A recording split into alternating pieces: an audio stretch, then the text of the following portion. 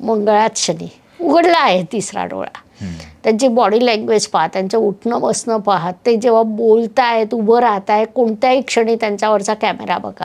त्या संस्थेचं नाव मी आज इथे घेणार नाही. नाही घेऊ शकतो ना, अंधश्रद्धा निर्मूलन समिती, श्याम मानव, तुम्ही बोला की. मग जेव्हा तुमच्या पत्रिकेत मंगळ सपोर्टिव्ह आहे तर तुम्ही युद्धाला निघा. जेव्हा तुम्हाला कॉम्प्रोमाइज करायचं आहे, तह करायचा आहे आणि तुम्हाला अनुरूप तह हवा असेल तेव्हा बुध ग्रह सपोर्टिव्ह आहे का ते बघा. हे जे आता भारत पाकिस्तान आहे ते काही लोकांना असं वाटतंय झालं तिसरं महायुद्ध सुरू, तर नाही.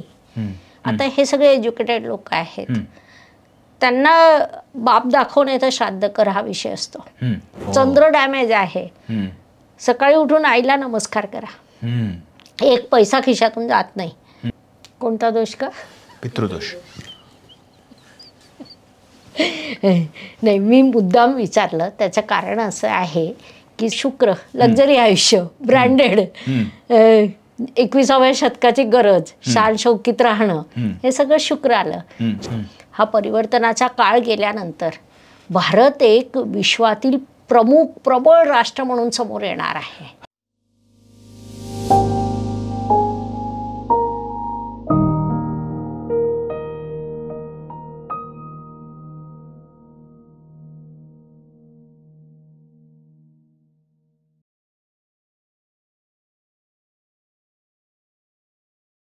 हॅलो, नमस्कार, वेलकम बॅक टू इनोटॉक्स. आजच्या एपिसोडचा आपला विषय हा ॲस्ट्रॉलॉजी आहे. मराठीमध्ये आपण त्याला ज्योतिष म्हणतो. आणि ज्योतिष या विषयाबद्दल चर्चा करण्यासाठी आज आपल्याबरोबर नामांकित ॲस्ट्रॉलॉजर, ॲस्ट्रोगुरू डॉक्टर ज्योती जोशी या आल्या आहेत. डॉक्टर ज्योती जोशी यांचं चॅनल यूट्यूबवरती तुम्ही कदाचित पाहिलं असेलच. तर त्यांच्याबरोबर आज आपण वैदिक ॲस्ट्रॉलॉजी आणि त्याचे होणारे परिणाम याच्याबद्दल आपण सखोल चर्चा करणार आहोत. तर डॉक्टर जोशी, वेलकम टू इनोटॉक्स. धन्यवाद. मला खूप छान वाटतं इनोटॉक्सच्या ऑफिसमध्ये येऊन, पॉडकास्टला येऊन, आणि मुख्यतः इथे जे सेटअप आहे ना ते खूपच सुंदर आहे. वा. असं आम्ही नेहमी म्हणतो की यंग जनरेशन जेव्हा काम करते तेव्हा खूप चांगलं करते आणि ते आज दिसतंय. Thank you so much. आज खरं तुम्ही समोर बसलात म्हणल्यावरती थोडंसं टेन्शन आलेलं आहे. तुमचे यूट्यूबच्या चॅनलवरती भरपूर व्हिडिओज आणि व्हिडिओजच्या माध्यमातून येणारा गायडन्स हा बघितलेला आहे. मी स्वतःसुद्धा माझ्या राशीबद्दल बघतच असतो आणि जेव्हा चांगलं सांगतात तेव्हा मला खुशी होते, जेव्हा वेगळं काही सांगतात तेव्हा विचारही करत असतो. तर आज तुमच्याकडनं खूप मार्गदर्शन पाहिजे. बघूयात. असं मी ऐकलं होतं की पूर्वीच्या काळी प्रत्येक घरी एक आयुर्वेदिक वैद्य असायचा, एक गुरुजी असायचे.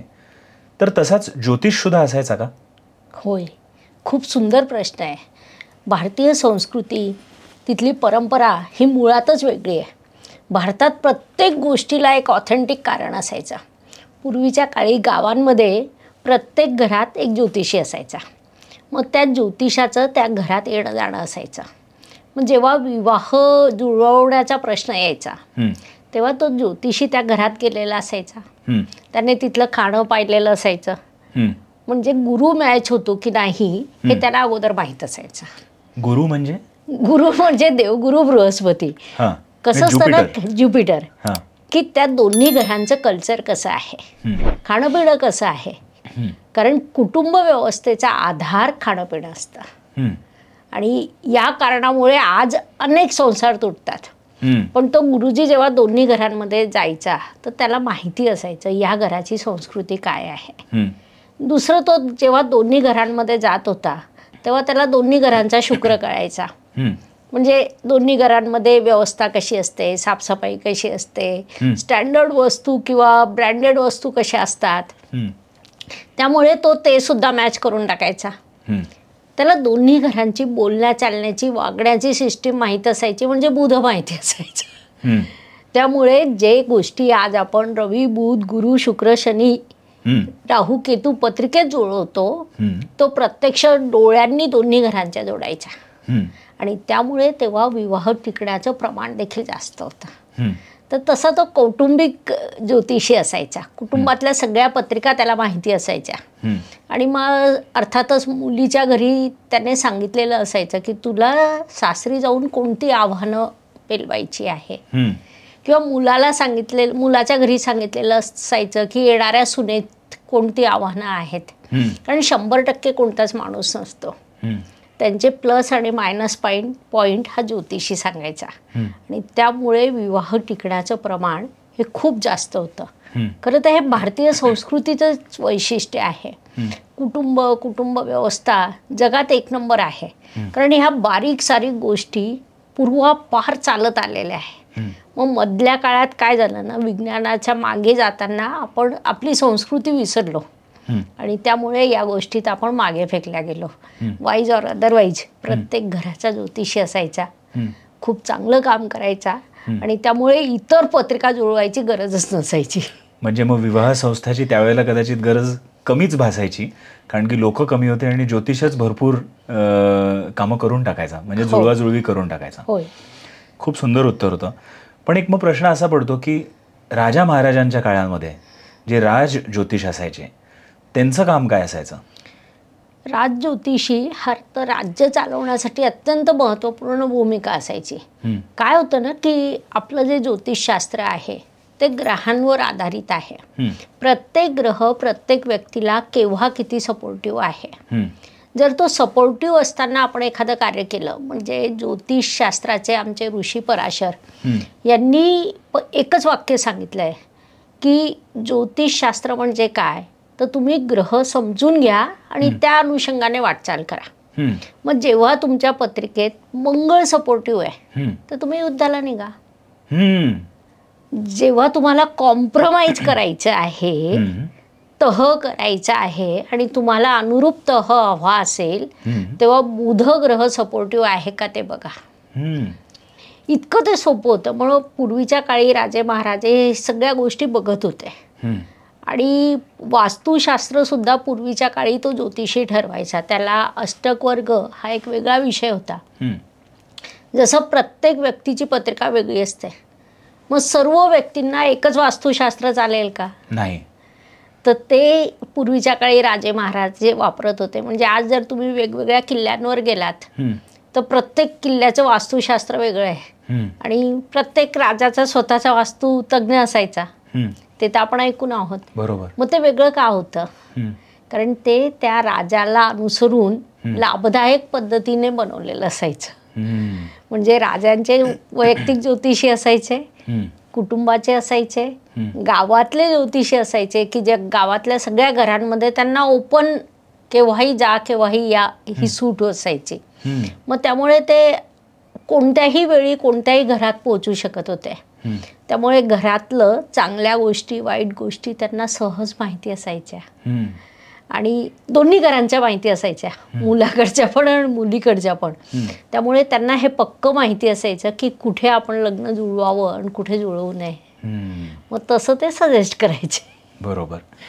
मग ज्योतिष हे शास्त्र का, म्हणजे इज इट अ सायन्स, असा हा प्रश्न होता. होय, ज्योतिष हे 100 नाही 101% शास्त्र आहे.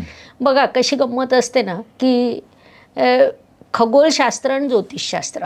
खगोल म्हणजे ॲस्ट्रॉनॉमी आणि ॲस्ट्रॉलॉजी या दोघांची निर्मिती भारतात 10,000 वर्षापूर्वी झाली.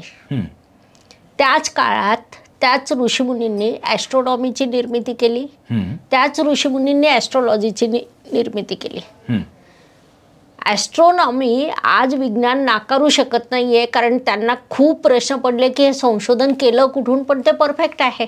म्हणजे जसं धरतीपासून सूर्याचं अंतर किंवा अनेक गोष्टी जे रामायणातही लिहिलेल्या आहे, लेखी आहे, कुठलं अंतर किती किंवा एकंदरीत ब्रह्मांड मिल्क वे हे सगळं लिहिलेलं आहे.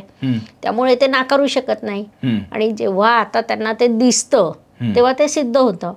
मग विज्ञानाने काय केलं ना की हो ॲस्ट्रॉनॉमी तुमची बरोबर आहे आणि ॲस्ट्रॉलॉजी चूक आहे, असं नसतं. एक माणूस आहे, त्याने डाव्या हाताने काम केलं, उजव्या हाताने काम केलं, किंवा त्याने 2 कामं केलं, 2 शास्त्राची निर्मिती केली. तुम्हाला समजली ती खरी आणि तुम्हाला नाही समजली ती खोटी, असं कुठे असतं का बरं? तर तो तसा विषय. ॲस्ट्रॉलॉजी 100 का 101% परफेक्ट शास्त्र आहे. होतं कसं, आपल्या मर्यादा आहेत. कारण की मधल्या काळात भारताचं जे नुकसान झालं, ग्रंथ जळालेत, त्यामुळे भारताचं प्रचंड नुकसान झालं आणि पुन्हा एकदा नव्याने संशोधन करायची वेळ आली ॲस्ट्रॉलॉजीमध्ये. स्थळ काळ अनुरूप बदल केला पाहिजे, परंतु थोडं अधिक संशोधन करावं लागतंय. त्यामुळे ते संशोधन याच्यात वेळ जातोय. पण अनेक गोष्टी अशा शॉकेबल घडतात. जसं आता भीती दाखवायचा विषय नाही, पण एखाद्याच्या पत्रिकेत प्रथम स्थानात चंद्र असेल आणि शनी असेल, तो माणूस आयुष्यभर परिश्रमच करत राहतो. आता तुमच्या चॅनलचे अगदी भरपूर प्रेक्षक आहेत, त्यांनी पाहून घ्यावं. ज्याच्या पत्रिकेत शनी असेल ना, त्याने लहानपणापासून आजपर्यंत आठवून घ्यावं. ज्याला आपण ढोर हमाली शब्द वापरतो, हॉरिबल वर्क करतात, खूप परिश्रम करतात, त्यांना परिश्रमाला पर्यायच नाही, नियम बदलूच शकत नाही. किंवा द्वितीय स्थानात राहू आहे, असे व्यक्ती बोलता बोलता अचानक त्यांची भाषा वृक्ष होते, शब्द चुकतो आणि नुकसान करून बसतात. म्हणजे खूप चांगलं होणारं डील जर द्वितीय स्थानात राहू असेल तर एक शब्द चुकल्यामुळे मोठं नुकसान स्वतःच्या हातून स्वतःचं करून घेतात. असे शेकडो नियम आहेत ज्योतिषशास्त्रात की जे आम्ही रोज पाहत असतो. रोज 100-150 क्लायंट असतात, त्यांचे खूप गोष्टी. आता माझे क्लायंट तर असे आहेत की जे भारताबाहेरचेच आहेत, त्यांना मी आयुष्यात कधीच पाहिलेलं नसतं, पण त्यांची फक्त पत्रिका माझ्यासमोर असते.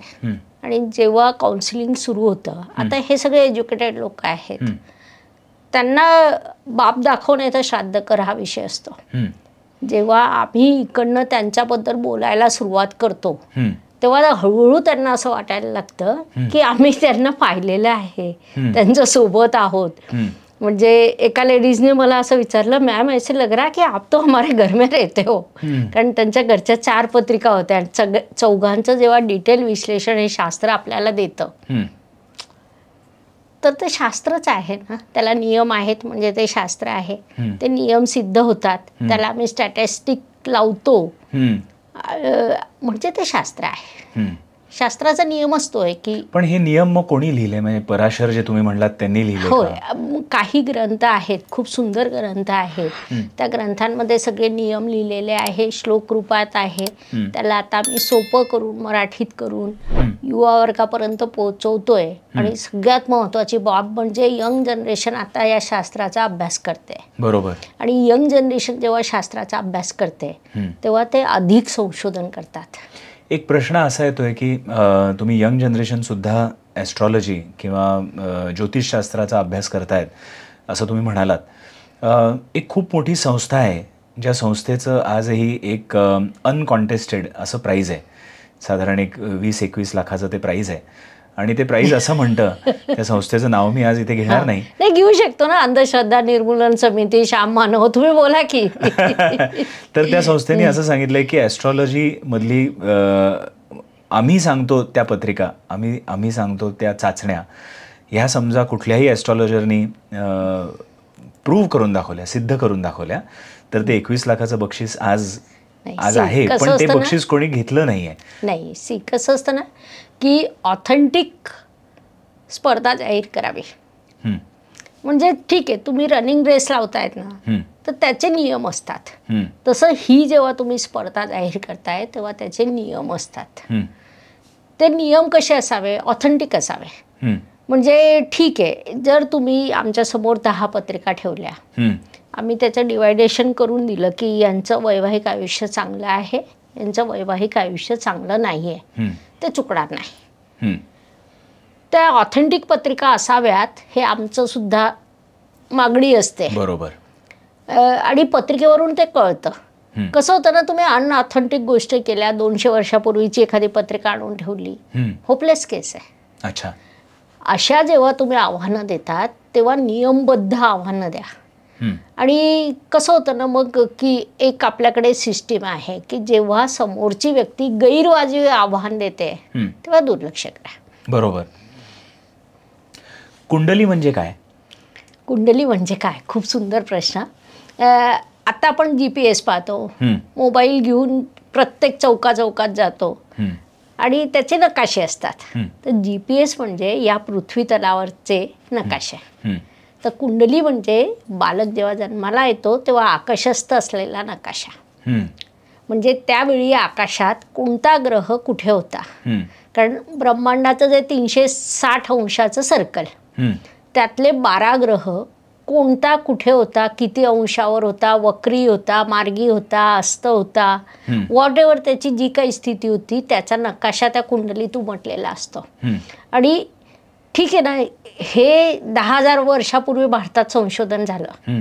मला सांगा तेव्हा दुर्बीण नव्हते. मग ऋषीमुनींनी कोणत्या आधारावर दिला? आणि तेव्हाचे नकाशे आजही तसेच चालतात. कसं काय केलं बरं मग त्यांनी? तेच मी सांगते की ते त्यांचं संशोधन होतं. आणि रामायणात आपण जातो, महाभारतात जातो, तेव्हा असं दिलेलं असतं की ही घटना झाली तेव्हा आकाशात हा नक्षत्र इथे होता. म्हणजे त्यांचं ते संशोधन होतं, त्यांचा तो अभ्यास होता. आपण मागे पडलो म्हणून समोरचा चुकीचा नसतो. आपल्याला दृष्टी नाही म्हणून समोरचा चुकीचा नाही. ते प्रॉब्लेम आपल्या चष्म्याचा आहे. जसं हनुमानजी जातात रामायणात लंकेत, तिथून ते येतात, त्यांना विचारलं जातं लंका कशी, ते म्हणतात लाल. बाकीचे माकड म्हणतात नाही लाल वगैरे नाही. मग त्यांचं भांडण व्हायला लागतं. मग राम त्यांना सांगतं सगळ्यांचं बरोबर आहे, तुला तेव्हा लंका लाल दिसली कारण तू रागात होता, तुला लाल रंगाचा चष्मा होता. तर हा तुमचा चष्मा वीक आहे की तुम्ही त्यांचं ऋषीमुनींचं संशोधन ओळखू शकत नाही. हां, हे तुमचं विकनेस झालं, तुमचं शास्त्र तिथपर्यंत पोहोचत नाही आहे. आणि तसंही भारतीय शास्त्र, भारतीय संस्कृती ही अधिक पारंपरिक आहे. म्हणजे जेव्हा आपण इतिहास हा विषय घेतो तेव्हा 200 वर्ष 500 वर्ष फुल स्टॉप. पण जेव्हा भारतीय संस्कृती हा विषय येतो तेव्हा हजारो वर्षापूर्वी वेद, उपनिषद, त्याच्यानंतर विविध हे आलेत, तेव्हा एक दर्शनशास्त्र, मग रामायण, मग महाभारत. म्हणजे तेवढी ती परंपरा आहे. ही 10,000 वर्षापूर्वीची आहे. म्हणजे तेव्हा जे प्रगत अवस्था होती तिथपर्यंत विज्ञान अजून पोहोचलेलं नाही. म्हणून माझं असं म्हणणं आहे की विज्ञान जर इथे असेल तर आपलं संस्कृती इथे आहे. किंवा अध्यात्म सुद्धा, संस्कृती, अध्यात्म, ऋषीमुनी, त्यांचं संशोधन हे सगळं इथे आहे. बरोबर. आणि विज्ञान तिथपर्यंत पोहोचू शकत नाहीये. मग कुंडलींमध्ये तुम्ही म्हणलात की जे ते बाळ जन्माला आलं त्यावेळेला आकाशात असलेला ग्रहांचा नकाशा, आणि तुम्ही 12 ग्रह म्हणलात, पण आपण नवग्रह म्हणतात. नवग्रह 3 नवीन संशोधित झालेले ग्रह आहे. त्याचा आपण खूप अभ्यास नाही करत कारण की ते खूप स्लो मुव्हिंग आहे. तर 9 ग्रह म्हणजे कुंडली जर आपण त्या अर्थाने विचार केला तर 12 स्थानं, 9 ग्रह आणि 12 राशी, 12, 9, 12 हा सगळा खेळ असतो. ओके. त्याच्यात 27 नक्षत्र. मग हे सगळं शास्त्राचं मुख्य पाठ झाले. 12, 9, 12, 27. आणि कोणीही स्वतःची कुंडली ज्योतिषाकडे देताना ती लग्न कुंडली द्यावी का? असं तुम्ही लग्न कुंडली बघून भविष्य सांगता? नाही, कुंडलीमध्ये वेगवेगळे प्रकार आहे. लग्न कुंडली, राशी कुंडली, नवमांश कुंडली आणि रवी कुंडली, या 4 महत्त्वपूर्ण कुंडली असतात. मग विषयानुसार त्याचं महत्त्व वेगवेगळं असतं. लग्न कुंडली म्हणजे तुमचं व्यक्तिमत्व, की तुम्ही दिसायला कसे आहात, तुमचं शरीर. चंद्रकुंडली म्हणजे तुमचं मन. आणि माणसावर जर सगळ्यात जास्त प्रभाव कसला होत असेल तर तो मनाचा होतो. एखाद्या घटनेला प्रत्येकाची रिॲक्शन वेगळी असते. रिॲक्शन बदलली की परिणाम बदलतो. रिॲक्शन ठरवणारा ग्रह कोणता? मन. अच्छा, मन. मन म्हणजेच चंद्रकुंडली. ही एक गंमत आहे. आणि अजून एक म्हणजे एक साईड बाय साईड विषय आत्ता मला अचानक आठवला की होतं कसं ना की विज्ञानामध्ये आपण जे संशोधन करतो ते वस्तूंवर करतो.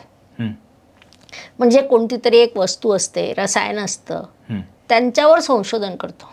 त्या वस्तू आपल्याला दिसतात, आपण टच करू शकतो, भले मायक्रोस्कोपने असेल. पण या शास्त्रामध्ये जे कार्य करतं ते मन आहे. मन आहे, तुमच्याजवळ आहे. एक तरी माणूस आहे की ज्याच्याजवळ मन नाहीये? तुम्ही दाखवू शकता? नाही. कोणत्याही तुमच्या कितीही मायक्रोस्कोप असेल तर त्याच्याने दाखवू शकता? नाही. मग आमचे शास्त्र त्या गोष्टीवर आधारित आहे की जी वस्तू आहे पण कोणीही पाहू शकत नाही. आणि म्हणून हे शास्त्र इतकं गहन आहे की तिथपर्यंत कोणी पोहोचू शकत नाही आणि म्हणून ते नाकारण्याचा सोपा मार्ग वापरतात. पण मग एक प्रश्न असा पडतोय की ग्रह जे आहेत, 9 ग्रह किंवा 12 ग्रह आता तुम्ही म्हणताय तसं, हे आपल्यापासून इतके दूर आहेत. सायन्स काय म्हणतं की त्यांच्यामधनं येणारे ॲस्ट्रॉलॉजिकल पॉवर किंवा ॲस्ट्रॉलॉजिकल रेज किंवा काय जे म्हणत असतील ते आम्हाला मोजता येत नाहीत, म्हणून कदाचित आम्ही ॲस्ट्रॉलॉजीला नाकारतो. मी तेच म्हणते ना. मग ग्रह एवढे लांब बसून त्यांचा आपल्यावर प्रभाव होतो? बरं, चंद्र जिथे आहे तिथेच आहे. भरती ओटी येते, पाण्यावर प्रभाव होतो. मानवी शरीरात 74% पाणी आहे, त्या पाण्यावर प्रभाव होतो. बरोबर. चंद्र एक तुम्ही मोजू शकलेले सॅम्पल आहात आणि आमचे ऋषीमुनी आणि आमचं शास्त्र जे मोजू शकतं ते अजून जास्त सूक्ष्म आहे. पण मग चंद्राचं तुम्ही सांगितलं, आता बाकी जे ग्रह आहेत, सूर्य आहे, बाकी शनी आहे, बृहस्पती आहेत, मंगळ आहे, या प्रत्येकाचं काही प्रतीक आहे का? त्या प्रत्येकाचा आपल्या एक्झिस्टन्सवरती वेगवेगळा कारकत्व असतं, ग्रहाचं कारकत्व असतं. सांगू शकाल? आणि त्याचा थेट प्रभाव पडतो. म्हणजे कसं असतं ना, प्रत्येक ग्रहाचं कारकत्व आम्ही एका शब्दात सुद्धा सांगू शकतो, मग त्याचं आपण विश्लेषण करू शकतो. मग आता रवी म्हणजे काय तर आत्माकारक. तुमचा आत्मा कसा आहे म्हणजे इंटरनल सोल ज्याला आपण म्हणतो, वडिलांचा कारक, सूर्याचा कारक, तुमचं व्यक्तिमत्व, तुमचं आरोग्य, ते रवी. मंगळ म्हणजे तुमचं रक्त, तुमचे भावंड, तुमचं अग्रेसिव्हनेस, तुमचं कर्तृत्व, त्याला आपण म्हणतो मंगळ. त्याच्यानंतर बुध म्हणजे तुमची बोलण्याची कला, एखाद्याला एखादी गोष्ट कन्व्हिन्स करणं, हे सगळं बुधाच्या, लेखन वाचन, हे सगळं बुधाच्या कारकत्वात येतं. किंवा नात्यांमध्ये गेलो तर भाच्या भाची हे बुधाच्या कारकत्वात येतं. आणि इतकं सोपं आहे ना की जर तुमचं भाच्याशी चांगलं नातं असेल ना तर तुमच्या पत्रिकेतला बुध चांगला आहे. आणि असा व्यक्ती जेव्हा बोलायला बसतो तेव्हा समोरचे ऐकायला बसतात. एखाद्याच्या पत्रिकेत मंगळ चांगला असेल तर आपण जाऊन पत्रिका नाही पण पाहिली, तो स्वतःच्या भावांशी कसं वागतोय त्याच्यावरून आम्ही ओळखून घेतो की याच्या पत्रिकेत मंगळ कसं आहे. मग त्याच्या भावंडांशी नीट नातं असतं. मग रवी, मंगळ, बुध, मग त्याच्यानंतर गुरु. गुरु हा ज्ञानाचा कारक आहे, सखोल ज्ञान. बुध म्हणजे प्राथमिक बुद्धिमत्ता, गुरु म्हणजे सखोल ज्ञान, गुरु म्हणजे आजोबा, गुरु म्हणजे मार्गदर्शक. या सगळ्या गोष्टी आपल्याला किंवा आयुष्यातल्या सगळ्या सुखदुःखाच्या बाबी, संसारिक आयुष्य ठरवणारा ग्रह गुरु.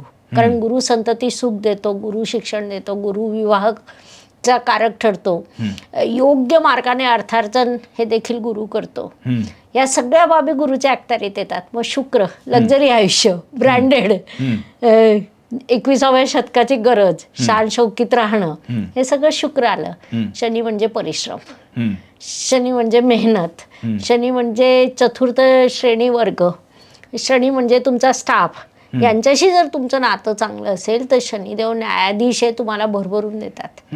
काही लोकांकडे स्टाफ वर्षानुवर्ष सुटत नाही, त्यांच्या पत्रिकेत शनी चांगला असतो आणि त्यांचा स्टाफ त्यांना जीवाला जीव लावतो आणि त्यांची प्रगती होते.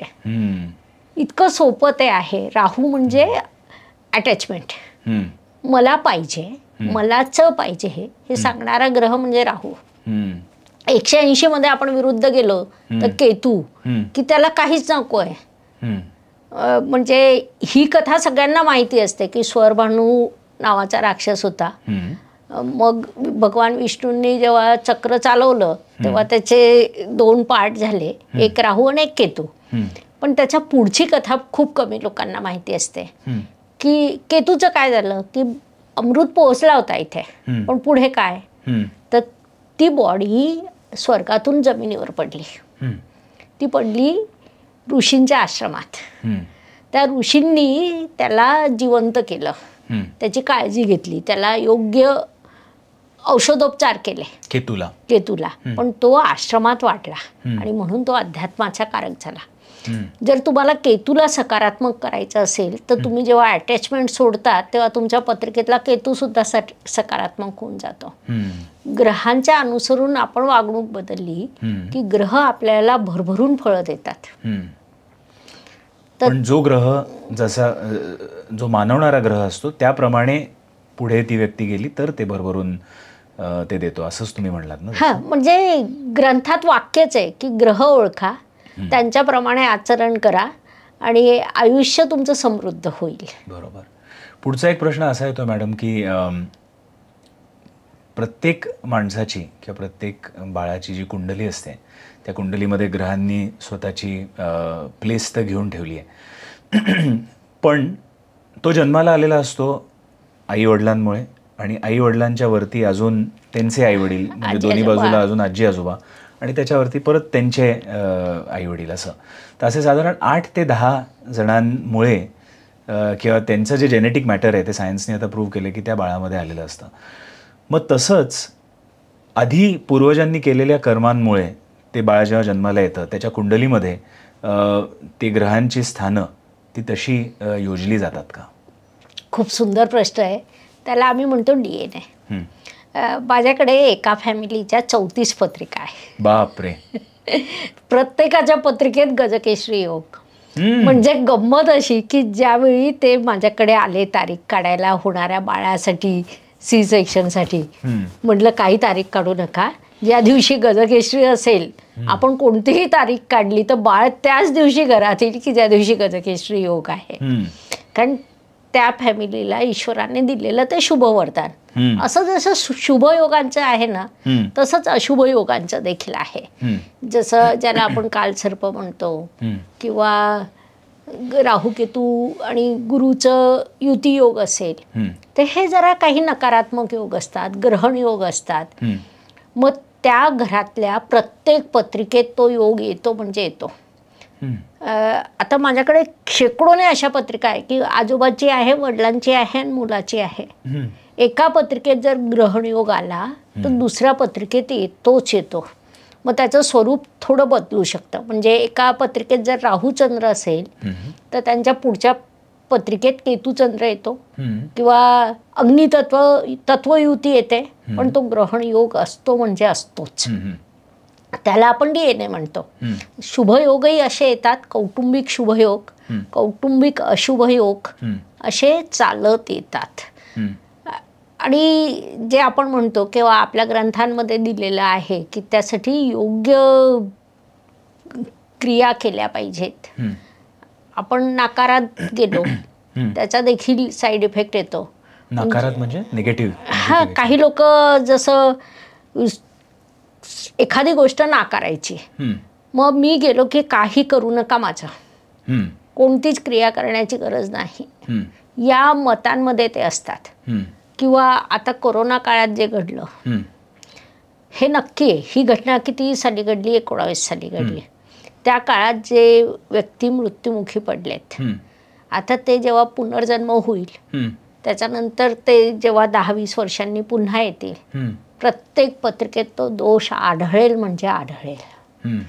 जी व्यक्ती मृत्युमुखी पडली त्या घरातल्या प्रत्येक पिढीत, पुढच्या पिढीत हा दोष आता येईल की त्यांचे प्रॉपर क्रियाकर्म नाही झाले की ते दोष सुद्धा पुढच्या पिढीला येतात. मग तो दोष कुठला असतो? म्हणजे असे अनेक असतील, अनेक आहेत. मुख्य त्याला ग्रहण योग, चांडाळ योग अशी नावं आहेत वेगवेगळी. पण आपण सहसा नकारात्मक शब्द मी खूप कमी वापरते. बरोबर. तर ते मी शब्द टाळते. पण तसे अनेक आहेत. पण मग असे जेव्हा दोष पत्रिकेमध्ये येतात किंवा अनेक असे नकारात्मक योग जेव्हा पत्रिकेमध्ये आढळतात तर त्याच्यासाठी अनेक वेळा मी ऐकले की जेमस्टोन्स असो किंवा मंत्र असो किंवा काही पूजा सांगितल्या जातात. तर ह्या सगळ्या उपचारांमधनं हे योग त्यांची पॉवर कमी होण्यासाठी मदत होते का? आता इथे होणार नाहीत कारण की व्यक्ती इथे कसं होतं ना की जर तुम्ही आमच्या ऑफिसमध्ये आलात तर बाहेर लिहिलेलं आहे की इथे भाग्य बदलवून मिळत नाही. भाग्य म्हणजे तुमचं ते भाग्य आहे ते जे तुम्ही घेऊन आलेला आहात. भाग्य बदलत नाही. प्रश्नाची तीव्रता कमी होते पण त्याच्यात सुद्धा जेमस्टोन्सपेक्षा आम्ही फर्स्ट प्रेफरन्स कशाला देत असू ना, तर ते मंत्रोच्चाराला देतो. मंत्रोच्चार थेट मानवावर प्रभाव करतात, कुटुंबावर प्रभाव करतात, कुटुंबातील प्रत्येक व्यक्तीवर प्रभाव करतात. तुमचं बोलणं, आता तुमचं समजा घरात भांडण झालं, बायकोशी भांडण झालं, ती बोलते, तुम्ही जर उत्तरं दिली नाही भांडण थांबतं. तुम्ही त्याच वेळी एखादं चांगलं वाक्य बोललात तर भांडण थांबून सकारात्मक वातावरणही निर्माण होतं.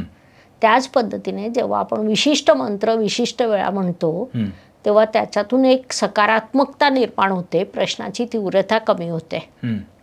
1 नंबर मंत्र, 2 नंबर दान, त्यानंतर पूजा, त्यानंतर रत्न, असे विविध पर्याय आपल्या ग्रंथांमध्ये लिहिलेले आहेत. त्या सगळ्या प्रश्नातून प्रश्नाची तीव्रता कमी होते. भाग्य बदलत नाही, बदलू शकत नाही. भाग्य बदलतं कोणत्या गोष्टीने? तुमच्या डे टू डे वागणुकीतून. जर तुमचा मंगळ त्रासदायक आहे, तुम्हाला माहिती आहे, आता ही ऑस्ट्रेलियाचं एक कपल आहे, तर 2-3 वर्ष झाली त्या घटनेला. त्यांची वाटणी होणार होती आपसात, ऑस्ट्रेलियाहून ते तिथे येणार होते. त्याच्या पत्रिकेत दिसत होतं मंगळ डॅमेज आहे आणि त्याचा त्रास त्यांना तिथे होत होता. मंगळ खराब असला की भावा बहिणींमधलं नातं, असं तुम्ही म्हणलात मगाशी. हो, आणि हेही दिसत होतं की वाटणीच्या वेळी भयंकर विसंवाद होतील. पण ती फॅमिली एक तर बऱ्यापैकी कनेक्टेड होती. मी त्यांना सांगितलं की म्हटलं, पैसा तुम्ही कमवता आहात, अजून कमवून घ्याल, माणसं गेली की कमवता येणार नाही. म्हणे बरोबर आहे. म्हटलं ठीक आहे ना, वाटणीच्या वेळी तो 1 वाटा थोडंसं जास्त घेईल, तुम्हाला 19 देईल, तो 20 घेईल. त्यावेळी तुमची भूमिका काय असेल? म्हणे काय असावी? म्हटलं जर तुम्ही तेव्हा ते 19 घेऊन टाकलं तर तुमचं नातं भावाशी घट्ट होतं आणि ते घट्ट झालं की तुमची पत्रिका सकारात्मक होते. झाली घटना तशी. हे बिहेविंग पॅटर्न असतं. पैसा सगळा काही नसतो. आणि गंमत अशी झाली, त्याच्यानंतर त्या भावाशी त्याचं कनेक्टेड झालं, गरज पडली तेव्हा हाच भाऊ त्याला मदत करायला गेला. ती फॅमिली, आता त्या फॅमिलीचे 12-14 लोक माझे डेलीचे क्लायंट आहेत. आता मला सांगा, हे जर शास्त्र नसतं तर मी त्या माणसाला एकालाही पाहिलेलं नाही त्यांच्या फॅमिलीतनं. त्यांची वाटणी होणार हे मला कुठून कळलं? वाटणीमध्ये अशा घटना होतील हे मला कुठून कळलं? कसं कळलं बरं? पत्रिकेतून. कारण ते शास्त्र आहे, तिथे लिहिलेलं असतं. याच्यावरतीच एक प्रॅक्टिकल अजून एक प्रश्न असा येतो की आजच्या काळामध्ये जेव्हा बिझनेस चालू होतो किंवा स्टाफ नेमण्याची वेळ येते ऑफिसेसमध्ये किंवा मोठ्या मोठ्या हुद्द्यांवरती काही की लोक नेमण्याची जेव्हा वेळ येते, तेव्हा सुद्धा ज्योतिषशास्त्राचा उपयोग होऊ शकतो. तुमचे काही एक्सपिरियन्सेस आहेत? भरपूर मोठा क्लायंट बेस माझ्याकडे हाच आहे. एक तर पहिली गोष्ट, पार्टनरशिप तुमच्या पत्रिकेला मानवते का? मानवत असेल तर कुणाशी मानवते? मग त्याला अनुरूप पत्रिका असेल तर गो अहेड. किंवा महत्त्वाचा स्टाफ अपॉइंट करताना त्याला तुम्ही कोणती जबाबदारी देणार आहात? समजा एखाद्याला मॅनेजमेंट देणार आहात तर मॅनेजमेंट स्किल असलेली पत्रिका की जी तुमच्या मूळ पत्रिकेला सकारात्मक ठरते, अशा व्यक्तीला अपॉइंट करा. तुमचा व्यवसाय चांगला चालतो. जर तुम्हाला मार्केटिंग सेक्टरसाठी माणूस हवा असेल तर त्याप्रमाणे ग्रह निवडा, त्याला अनुरूप व्यक्ती अपॉइंट करा. आणि हे सुद्धा बघा की तुमच्या मूळ पत्रिकेला कितपत मॅच आहे. तुमचे मूळ जी राशी असते त्याला 6-8 जाणाऱ्या किंवा 12वी राशी हे अनेक वेळा त्रासदायक ठरते. तर त्या राशी अवॉइड करून जर आपण 5, 9, 11 किंवा सेम राशी अशा जर निवडल्या किंवा इतर अनेक बाबी असतात त्याच्यात, तर सकारात्मक स्टाफ तुमच्याकडे येतो. त्याच्यात त्यांची आणि तुमची प्रगती होते. बरोबर. म्हणजे दोन्ही पार्टींची प्रगती. नाही तर काय होतं ना की ते सुद्धा इथे शोध तिथे शोध तिथे शोध, त्यांना सुद्धा मनासारखा जॉब मिळत नाही आणि तुम्हाला मनासारखा स्टाफ मिळत नाही. बरोबर. पण जर तुम्ही प्रॉपर निवड केली तर खूप सुंदर सिच्युएशन निर्माण होते, दोघांची प्रगती होते. आणि तसे भरपूर क्लायंट आज आमच्याकडे आहे, सॅटिस्फाईड आहेत मोठ्या प्रमाणावर. ग्रह जे सांगतात म्हणजे जी जी पत्रिका असते आणि त्याच्यावरनं एक डेस्टिनी ठरून येते असं आपण म्हणूयात, किंवा त्यांनी काही एक कौल दिलेले असतात, तर ग्रहांनी सांगितलेली जी भविष्यवाणी असते ही फुल अँड फायनल असते का? नाही. आपल्या पत्रिकेत 4 वेगवेगळी स्थान आहे. एक भाग्य. भाग्याचं धनस्थान म्हणजे तुमचं कर्मस्थान. मग भाग्य म्हणजे या पृथ्वी तलावर येत असताना तुम्ही काय शिदोरी सोबत आणली ते तुमचं भाग्य. मग त्याच्यानंतर कर्मस्थान, तुम्ही इथे आल्यावर काय काय कर्म केले. कर्मांनी पत्रिका बदलते, 100% बदलते. पत्रिका बदलते? हो, जर तुम्ही योग्य कर्म केले तर. त्याच्यानंतर भाग्य अधिक कर्म म्हणजे लाभस्थान, की जे तुम्ही या भूतलावर जगणार आहात. म्हणजे समजा तुमच्या बँकेच्या खात्यात 100 रुपये होते, ते तुमचं भाग्य. कर्माने तुम्ही 25 कमवले, 125. त्यातल्या लाभस्थानात 125 पोहोचले, त्यातनं तुम्ही 80 रुपये खर्च केले, उरले 45 की ते तुम्ही पुढच्या जन्मात घेऊन गेले. तेवढं सोपं भाग्य, कर्म, लाभ आणि व्यय. आणि त्याचं इतकी सुंदर सिक्वेन्स पत्रिकेला असते. नवम, दशम, एकादश आणि व्यय हे जे 4 स्थान आहे, म्हणजे प्रथम स्थान तुमचं जन्म, अष्टम स्थान तुमचं आयुष्य स्थान किंवा ज्याला मृत्यू स्थान म्हटलं जातं.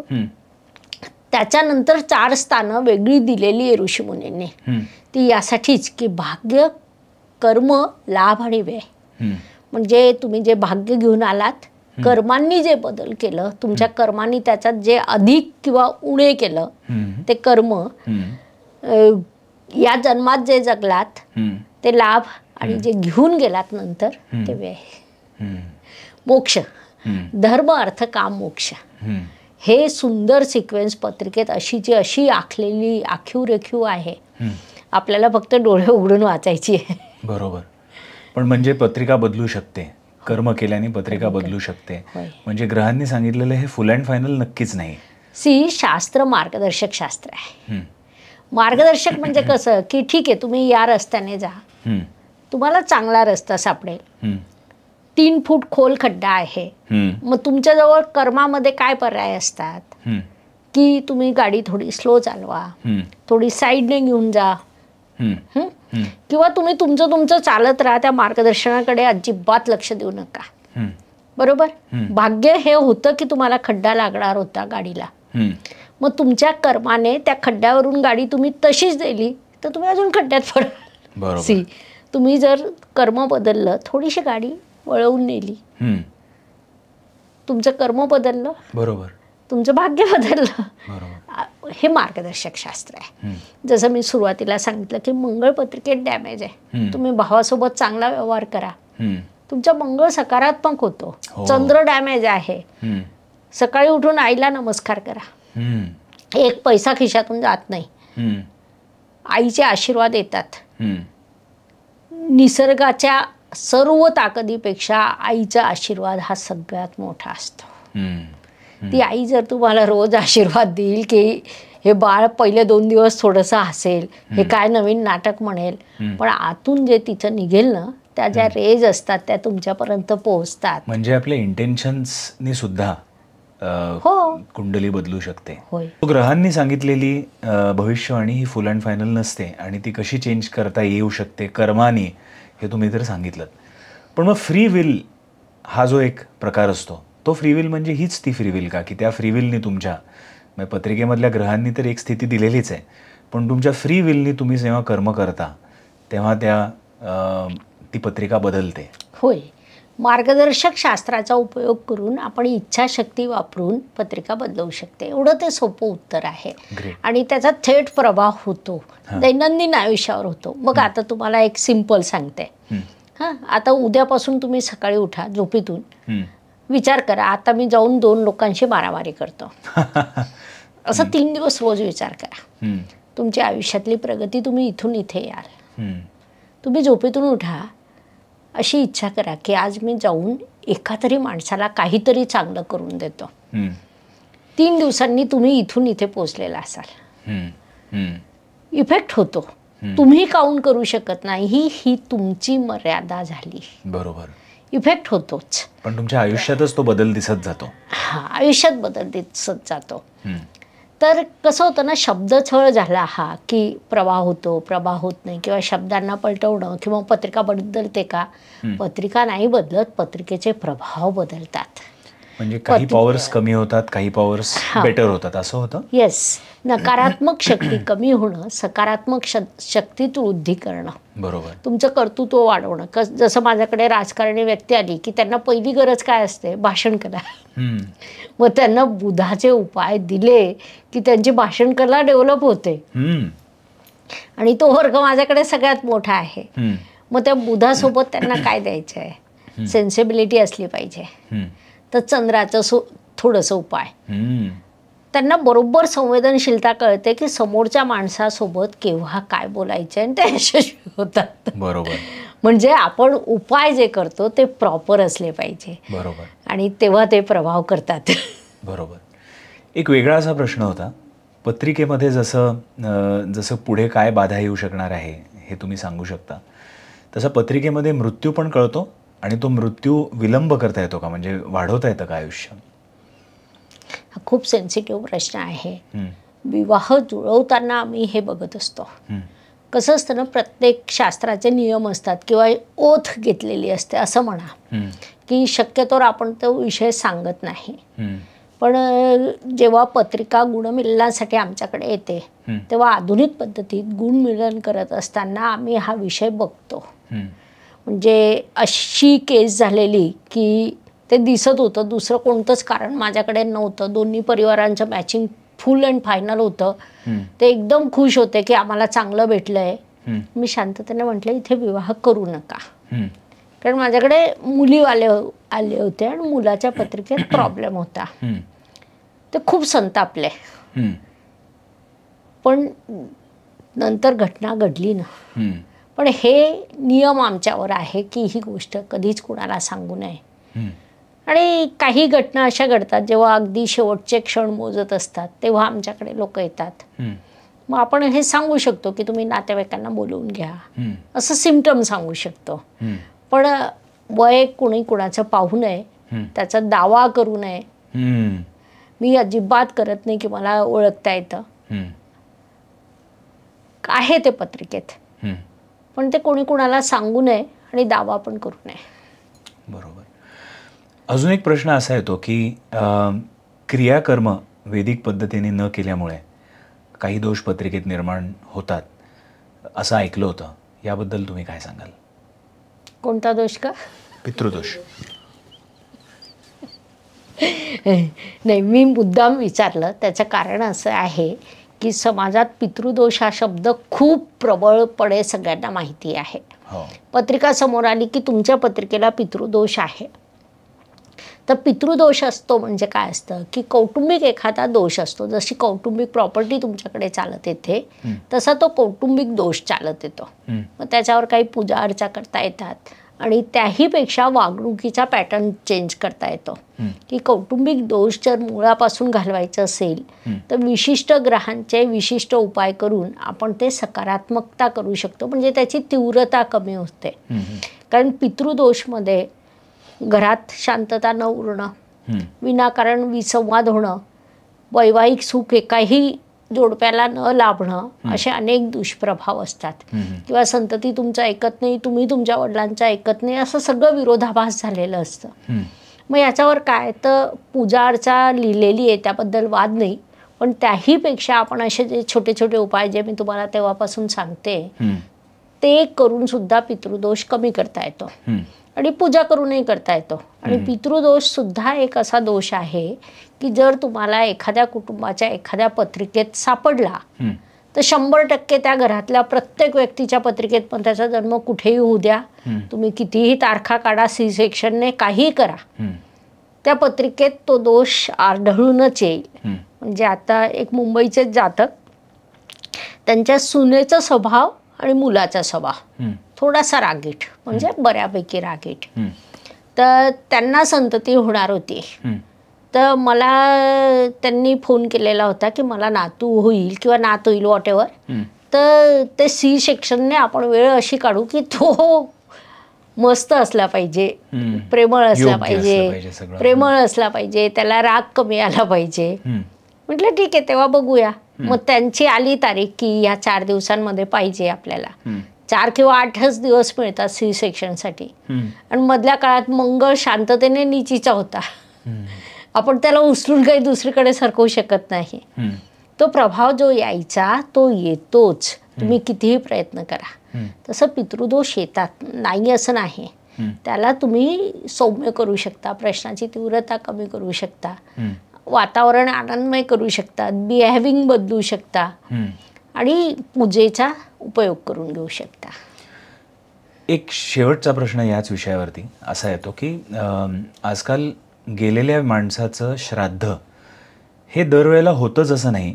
आणि त्याची कारणं असतात की ह्या सगळ्या पूजांमध्ये असलेला विश्वास असो किंवा जेन्युइनली माहीत नसेल असं असेल तर गेलेल्या व्यक्तीचं श्राद्ध नियमितपणे केल्याने किंवा पितृपक्षामध्ये जी शेवटची महालय अमावस्या असते त्या अमावस्येच्या दिवशी दान केल्याने हे दोष पत्रिकेतले जाऊ शकतात का आणि पत्रिका बदलू शकते का?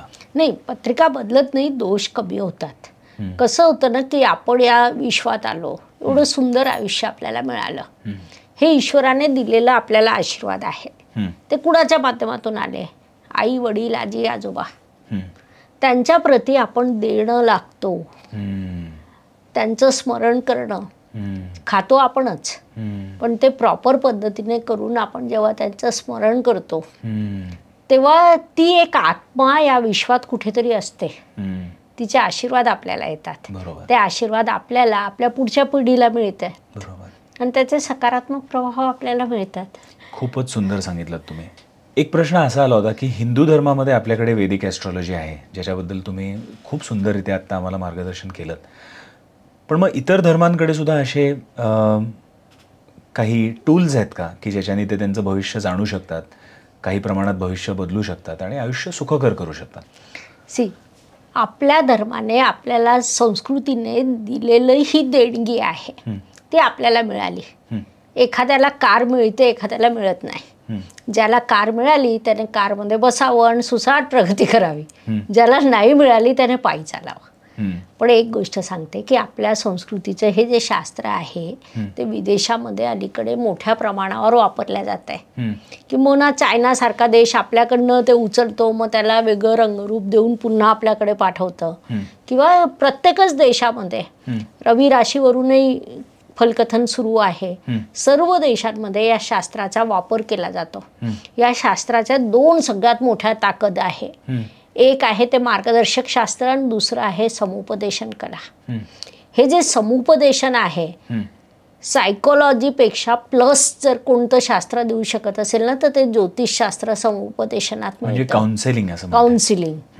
म्हणजे एखाद्याने कसं वागावं, काय करावं, त्याचं आयुष्य कसं सकारात्मक होऊ शकतं, तुटणारी घरं कशी जुळू शकतात, ह्या सगळ्या ज्या समुपदेशनाच्या कला आहे त्या या शास्त्रात आहे. आणि इतर देशांमध्ये इतर धर्मामध्ये त्याचा त्यासाठी वापर होतोय. आणि माझ्याकडे दुसऱ्या धर्माचे सुद्धा जातक आहेत. मला तेच विचारायचं होतं की जरी त्यांच्या धर्मात काही नसेल किंवा बाहेर पाश्चात्य दुनियेमध्ये ते असतील तरीसुद्धा त्यांनी तुम्हाला जन्मवेळ, जन्मतारीख आणि जन्मठिकाण दिलं तर त्यांना पण याचा सगळ्याचा उपयोग आणि काही धर्मांमध्ये जिथे स्ट्रिक्ट नियम आहे तर खूप घाबरत पहिले मेसेज करतात, मग दुसरा मेसेज करतात, मग स्वतःचं नाव सांगतात, मग त्याच्यानंतर आम्हाला मार्गदर्शन मिळू शकतं का, मग त्याच्यानंतर फी भरून मार्गदर्शन घेतात. कारण त्यांना त्या गोष्टीचं महत्त्व कळतंय, फक्त ते त्यांना मिळालेलं नाही आहे. आपण भाग्यवान आहोत की आपण हिंदू धर्मात जन्म घेतला, आपण अशा राष्ट्रात जन्म घेतला की ज्या राष्ट्राची अशी संस्कृती आहे, एवढी मोठी परंपरा आहे. हे आपलं भाग्य आहे. त्याचा किती वापर करायचा ती आपली चॉईस. आता आपण वळूयात जगामध्ये सध्या काय घडतंय ते. आपण 2025 मध्ये आहोत आणि पहिल्या 4-5 महिन्यांमध्येच अनेक फॉरेस्ट फायर्स, अमेरिकेमध्ये फॉरेस्ट फायर्स झाल्या आहेत, एअरक्राफ्ट क्रॅशेस ऐकले होते, भूकंप खूप होत आहेत आणि अगदीच भारतामध्ये बघितलं तर इतक्यातल्या इतक्यात झालेला पहलगाम जिथे आतंकवाद्यांनी हल्ला केला. तर असं काय घडतंय 2025मध्ये की ज्याच्यामुळे असे वेगवेगळे इव्हेंट्स आपल्यासमोर यायला लागलेत? 2025 म्हणजे 2+2+5 एकूण किती? 9 अंक मंगळाचा आहे.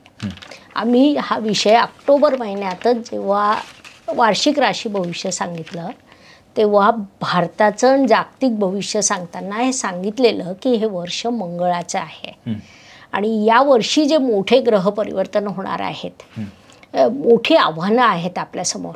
होतं काय ना की ही आव्हानं जेव्हा आम्ही मांडतो तेव्हा एक अशी भूमिका घेतल्या जाते की आम्हाला घाबरवलं जात आहे आणि आम्ही जर आव्हानं नाही मांडली तर तुम्ही झोपले होते का, आम्हाला सांगितलं का नाही, असं एक दुहेरी मापदंड आपल्या समाजात वापरल्या जातं. परंतु जर तुम्ही आता पाहिलं 2025चं जे राशी भविष्य आम्ही ऑक्टोबर 24मध्ये सांगितलं होतं त्याच्यात हे सगळे प्रश्न, येणारी संकट, येणारा काळ हे सांगितलेलं आहे. मी एकटीने नाही, अनेकांनी सांगितलेलं आहे. माझ्या तर प्रत्येक राशी भविष्यात आहेच. काय झालं ना की शनिदेव जे कुंभेतून मीनेत जाणार होते, विशेषतः 29 मार्चला, त्या दिवशी 5 ग्रहांची युती मीन राशीत होणार होती. मीन ही निसर्ग कुंडलीच्या व्ययस्थानात येणारी रास. व्ययस्थान म्हणजे 12वं स्थान की ज्याला आपण सगळ्यात जास्त नकारात्मक मानतो. जलतत्वाची रास येते ती. त्यामुळे ही सगळी नैसर्गिक संकट येणं हा त्याचा एक भाग होता की जे घडणार होतं आणि ते आम्ही सातत्याने सांगतोय. नैसर्गिक संकट, भूकंप, रोगराईची शक्यता, त्याचा तो एक विशिष्ट काळ आहे.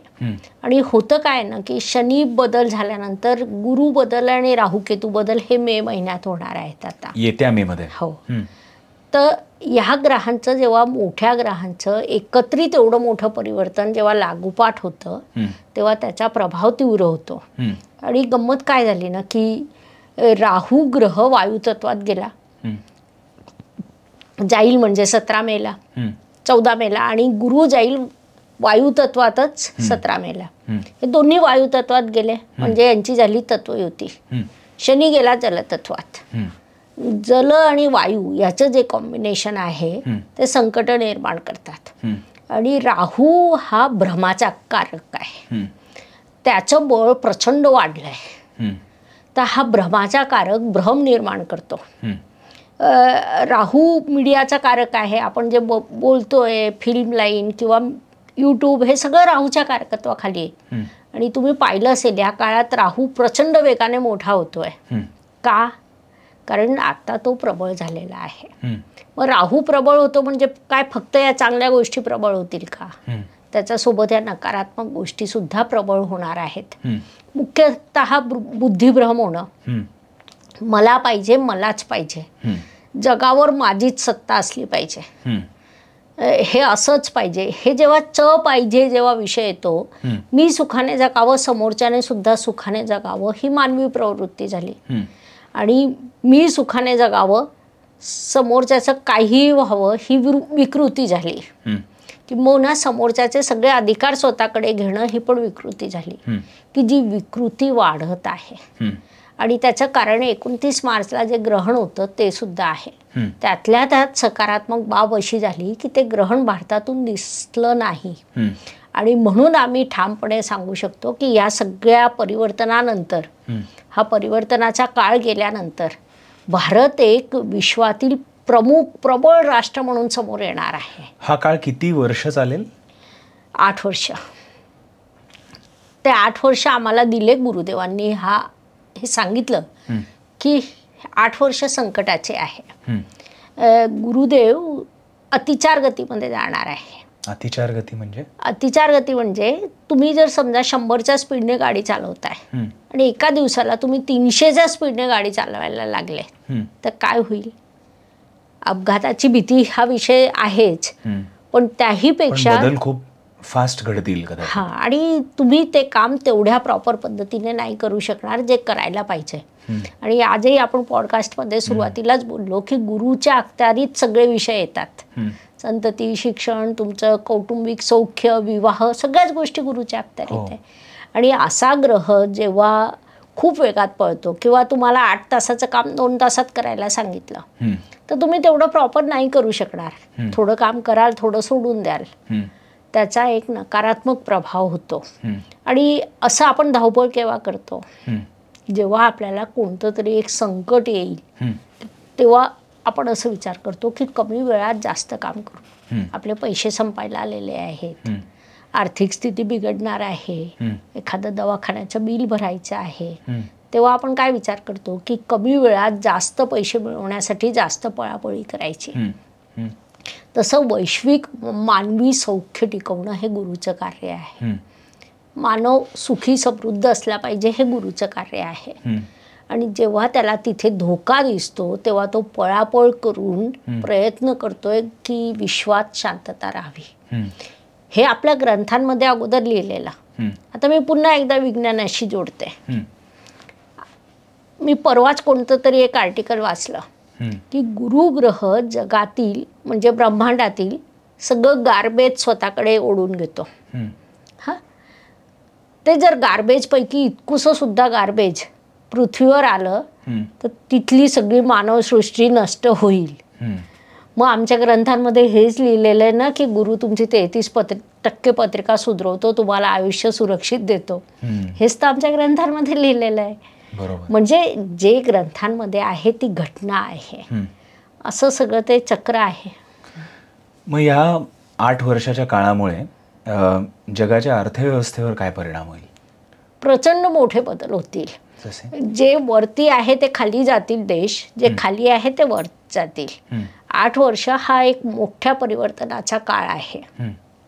आर्थिक व्यवस्थेवर प्रभाव होईल, आरोग्यावर होईल, नैसर्गिक संकट येतील. म्हणजे अजून एक पॅन्डेमिक येऊ शकेल? शक्यता नाकारता येत नाही. बऱ्यापैकी मोठं पॅन्डेमिक येताना दिसतंय. आणि पुन्हा एकदा सांगते, हे पॅन्डेमिक सुद्धा भ्रमित करणारं असेल. जसं कोरोना किती खरा आणि किती भ्रमित करणारा एक प्रश्न प्रत्येकाच्या मनात आहेच, तो आहेच, त्याला नाकारू नाही शकत आपण. तसंच पुन्हा एकदा काही सत्य आणि काही भ्रमित करणारा आजार मोठ्या प्रमाणावर येईल की जो विश्वाचं मोठं नुकसान होणार आहे. याची काही टाइमलाईन आहे? साधारणपणे 2027 ते 29. कसं होतं ना, गुरुची अतिचार गती आपण जेव्हा इतिहासात तपासतो केव्हा झालं तर महाभारत युद्ध काळात झाली. मग त्या काळात साक्षात भगवान श्रीकृष्ण युद्ध थांबवू शकले नाही. दुर्योधनाची जी दुर्बुद्धी झाली होती, दुर्योधन म्हणतो ना की धर्म मी जाणतो पण अवलंबू शकत नाही, अधर्म देखील मी जाणतो पण मी ते नाकारू शकत नाही. तर ती वृत्ती आणि बुद्धी तयार होते की जी या गुरुच्या अतिचार गतीत तेव्हा झालेली होती. त्याच्यानंतर पहिल्या महायुद्धाच्या काळात झाली. मग ती पूर्ण काळ असते का तर तसं नाही होत. जेव्हा गुरुला स्वतः असं वाटतं की काहीतरी संकट येत आहे मानव जातीवर, विश्वावर, संरक्षण करायचं आहे, तेव्हा मग गुरु ॲक्टिव्ह होतो आणि खूप वेगात अतिचार गती करतो. दुसऱ्या महायुद्धाला झाली, कोरोना काळात झाली. मग आता कसं होतं ना की गुरु अतिचार गती का करतो? त्रास द्यायला नाही करत, संरक्षण करायला करतो. किती वेळ करतो तर त्याला जेवढं झेपेल तेवढं करतो. शेवटी गुरुची सुद्धा एक कुठेतरी मर्यादा आहे. जर पृथ्वीवर पाप वाढले की प्रलय येतं. त्याच पद्धतीने जर तुम्ही बिहेविंग पॅटर्न नाही बदललं तर संकट येणार आहे. हे 8 वर्ष एक परिवर्तनाचं युग आहे. प्रत्येक देशाबाबतीत आपण समजा बोललो, जसं तुम्ही म्हणलात की दुसरं विश्व महायुद्ध जेव्हा झालं त्याच्यानंतर अमेरिका हा विश्वगुरू बनला, म्हणजे जगाचा नंबर 1 देश बनला. त्याच्यानंतर काही काळानंतर चायनाने आपली बढत करायला सुरुवात झाली. तर अमेरिका एकीकडे, चायना एकीकडे, भारत, पाकिस्तान हे 2 पण देश आहेत. या 4 देशांमध्ये काय परिवर्तन होईल पुढच्या या 7-8 वर्षांमध्ये, काही सांगू शकाल का? होय, भारत सगळ्यात प्रबळ होईल, विश्वगुरू म्हणून पुढे येईल. चायनाची सुद्धा प्रगती आहे. म्हणजे आपल्याला बरं वाटो वाईट वाटो, पण चायनाची प्रगती आहे आणि पाकिस्तानचे तुकडे होताना दिसत आहेत.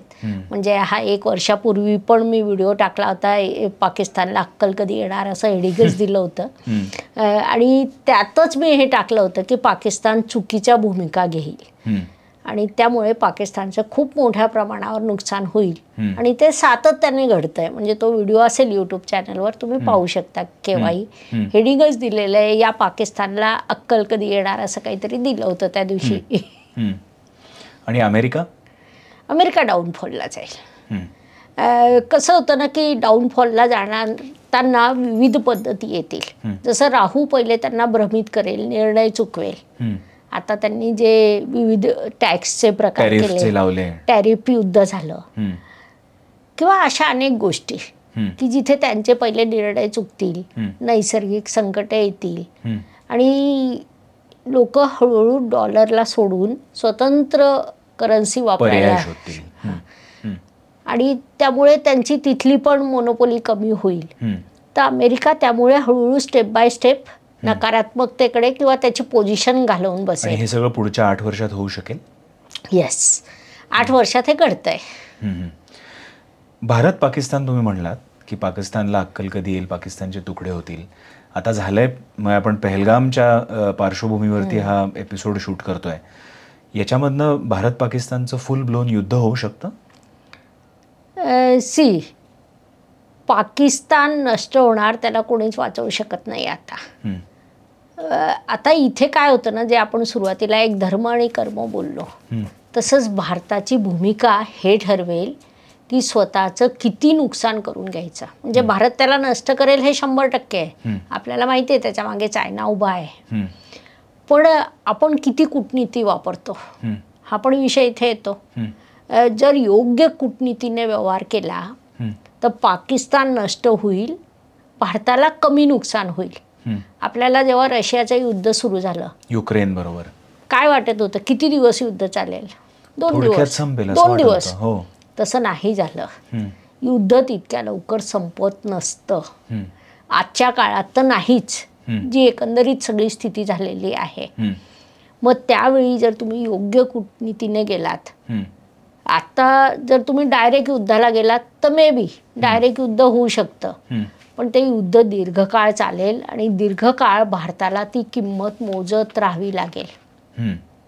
मग दुसरा पर्याय तुमच्याकडे असतो कर्माचा, की तुम्ही योग्य कूटनीती वापरली. जसं आता एक छान येतंय ते पाण्याचं, त्यांच्या गळा दाबल्यासारखंच झालं ते.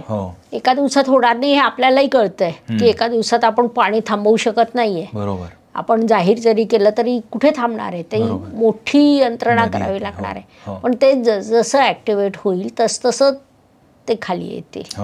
अशा जर काही कूटनीतीच्या स्टेप्स वापरल्या की तिथल्या पब्लिकने आक्रोश करून उभं राहावं की आम्हाला हे नकोच आहे. त्यांचे तुकडे तर आहेतच, आपल्याला बलुचिस्तान दिसतंय किंवा सगळंच दिसतंय, आपल्याला धडधडीत दिसतंय. ते काही भविष्य सांगण्याचाही काही रोल नाही. पण अशा पद्धतीने जेव्हा पब्लिकमधून आक्रोश येईल त्यांचं पाणी थांबल्यावर किंवा अशा वेगवेगळ्या कूटनीतीच्या स्टेप्स वापरल्यावर, तेव्हा भारत कमी नुकसान करत यशस्वी होऊ शकतो. दुसरा पर्याय, युद्ध सुरू झालं तर लगेचच निकाल येईल का? नाही येणार. तो दीर्घकाळ चालेल. तर युद्ध जितके काळ चालतो तितकं देशाचं नुकसान असतं. बरोबर. वैश्विक महायुद्ध होऊ शकेल या 8 वर्षामध्ये, असंही काही ॲस्ट्रॉलॉजर्स यूट्यूबवरती मी बघितलं तर म्हणतायत. तर तशी शक्यता तुम्हाला दिसतेय? होय, 3रा महायुद्ध होऊ शकतं. लगेचच होईल असं नाही, किंवा पहिले 2 महायुद्ध ज्या वेगाने झाले त्या वेगाने होतील असंही नाही. म्हणजे छोटी छोटी युद्ध होत राहतील असं? हां, म्हणजे तिकडे एक युद्ध सुरू झालं, दुसरीकडे सुरू झालं, तिसरं. पहिल्या 2 महायुद्धामध्ये ज्या स्पीडने इतर देश एकत्रित झाले तितक्या स्पीडने आता होणार नाहीत. स्लो बाय स्लो होतील, कारण प्रत्येक देश पहिले स्वतःची सुरक्षा पाहिजे. त्यामुळे हळूहळू युद्ध सुरू होईल. 3रं महायुद्ध होण्याची शक्यता नाकारता येत नाही. त्याला साधारणपणे 2032ला त्याही सुरुवात किंवा ग्रो पकडलेली असेल आणि 36 पर्यंत त्याची तीव्रता असेल. आणि म्हणूनच हे जे 8 वर्ष गुरुदेव अतिचार गती करणार आहेत, तर जसं ते गार्बेज ओढून घेतात ना, तसं ते विश्वातील लोकांची निगेटिव्हिटी ओढून घेतील आणि त्यामुळे युद्धाची तीव्रता कमी होण्याची शक्यता आहे. पण बघा, श्रीकृष्णाने काय केलं? प्रयत्न केलेत युद्ध होऊ नये. आता गुरुदेव अतिचार गतीने प्रयत्न करतायत होऊ नये. पण शेवटी इथे दुसरा पार्ट पुन्हा येतो की त्या अथॉरिटी पर्सनचं वागणं कसं आहे. आता अमेरिकेच्या अध्यक्षाच्या हातात सगळे अधिकार आहेत.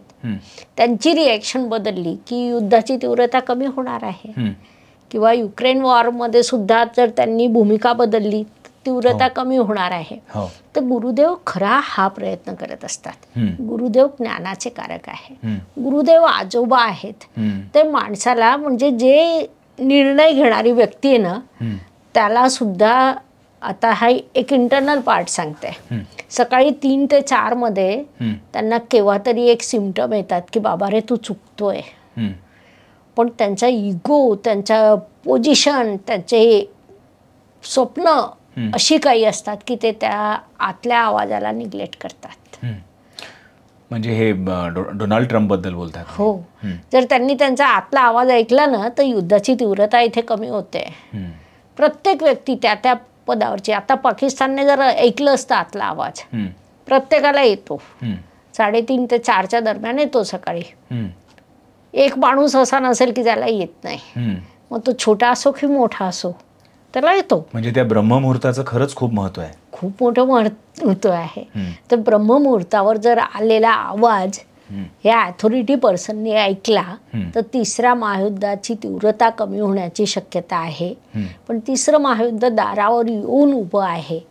ते थोडं थोडं फक्त पुढे जात आहे. ते होईल आणि त्याच्यानंतर भारत एक वेगळ्या पोझिशनने पुढे येईल. भारताची आत्तापर्यंतची भूमिका अशी आहे की वॉर आणि युद्ध हे कमीत कमी करावं. 3रं समजा महायुद्ध झालं तर भारताची भूमिका काय असेल? भारत उशिरात उशिरा सहभाग घेईल. म्हणजे हे जे आता भारत पाकिस्तान आहे, ते काही लोकांना असं वाटतंय झालं 3रं महायुद्ध सुरू, तर नाही. भारत त्याच्या टॅलेंटने त्याच्यात सहभाग नाही घेणार युद्धामध्ये. परंतु हळूहळू एक दिवस असा येऊन ठेपेल की भारताला पर्याय उरणार नाही आणि त्याला सामील व्हावं लागेल. हां, आणि त्याच्यानंतर मात्र भारत एक वेगळी पोझिशन घेऊन बाहेर पडेल आणि तेव्हा भारत नेतृत्व करेल. कारण की भारतीय संस्कृतीने दिलेले हे गिफ्ट आहेत आपल्याला अनमोल, आणि तेव्हा ते ॲक्टिवेट होतील. एक प्रश्न ना, तुम्ही पुढच्या 8-10 वर्षांबद्दल हे सगळं सांगितल्यावर असा येतोय की ह्याच्यामध्ये अनेक इनोसेंट लोक काही संकटामध्ये येणार आहेत. They will also face problems. आणि आपण आधी पहिल्या भागामध्ये बघितलं की प्रत्येकाची स्वतःची एक कुंडली आहे आणि इथे काही स्ट्रॉंग व्यक्तींच्या निर्णयांमुळे किंवा देशांमध्ये असलेल्या द्वेषामुळे इनोसेंट लोकसुद्धा सफर होणार आहेत. तसं होईल का? त्यांची कुंडली, त्यांच्या कुंडलीच्या स्ट्रेंथमुळे त्यांचं आयुष्य सुखरूप असेल? इथे ना एक वेगळा विषय आहे, पर्सनल कुंडली आणि सामूहिक कुंडली. तर सामूहिक डेस्टिनी ही मानवावर अधिक प्रभाव करते मोर दॅन पर्सनल डेस्टिनी. तुम्ही एखाद्या विमानात बसलेला आहात, तुमचे गुरु उच्चीचा, मंगळ उच्चीचा, रवी उच्चीचा बेस्ट आहे, पण जेव्हा विमानाचा अपघात होईल तेव्हा तो सगळ्यांवर प्रभाव करेल. तर त्याला म्हणतो आपण कलेक्टिव्ह डेस्टिनी, की जी प्रभाव येईलच. त्यातल्या त्यात काय होतं ना, की जसं गोल्डन सोल आहे, आत्मा आहेत की ज्या खूप चांगल्या आहे, ज्याला तुम्ही सामान्य माणूस म्हटलं किंवा आपण आध्यात्मिक माणसं म्हणून, की ज्यांच्या आत्मा खूप चांगल्या आहेत. त्यांनी काहीतरी धार्मिक अनुष्ठान केले, मंत्रोच्चार केले, सामूहिक मंत्रोच्चार केले. जसं सामूहिक दुष्प्रभाव असतो तसं सामूहिक सुप्रभाव देखील होऊ शकतो. जर तुम्ही एक सामूहिक ॲक्टिव्हिटी केली, आणि ती भारतात शक्यता खूप मोठी आहे, कारण हजारो लेवलने हा प्रयत्न चालू आहे. आपण तर एक दिवा पण नाही, काडी पण नाही, पण हजारो ठिकाणी हा प्रयत्न सुरू आहे की वेगवेगळ्या पद्धतीने जनमानसामध्ये हे पसरवलं जातं आहे की तुम्ही रोज 11 वेळा महामृत्युंजय मंत्र म्हणा असं मी नाही, खूप लोक आपापल्या परीने प्रयत्न करून सांगतायत. आपल्या प्रेक्षकांसाठी तो मंत्र सांगाल आणि त्याचं महत्त्व देखील सांगाल? हो. दुसरं, सूर्याला अर्घ देणं. महामृत्युंजय मंत्र, सूर्याला अर्घ देणं आणि गायत्री मंत्र, या 3 गोष्टी अशा आहे की ज्या सामूहिक डेस्टिनी म्हणून जर वापरल्या आणि भारतातील प्रत्येक व्यक्तीने केल्या तर जे भारत पुढे विश्वगुरू म्हणून येणार आहे तेव्हा या सामान्य माणसाची असामान्य शक्ती ॲक्टिवेट होईल आणि त्याचा प्रभाव आपल्या देशाला, माणसाला, प्रत्येक जिवंत माणसावर होईल आणि भविष्यातल्या पृथ्वी तलावरील प्रत्येक सजीवाला होईल. बरोबर. महामृत्युंजय मंत्रामध्ये अशी काय पॉवर आहे की तुम्ही सांगितलं तसं? हा मंत्र शिवजी आणि पार्वतीशी रिलेटेड आहे. भगवान शिव म्हणजे ब्रह्मा, विष्णू, महेश यांचे जे निर्माण करते ते भगवान शिव. भगवान शिवचा जो मंत्र आहे महामृत्युंजय मंत्र, तुम्ही बोलून बघा. आम्ही असे सुद्धा प्रयोग केलेले की जसं पाणी समोर घ्यायचं, महामृत्युंजय मंत्र म्हणायचं, तुमची एनर्जी लेवल वाढून जाते,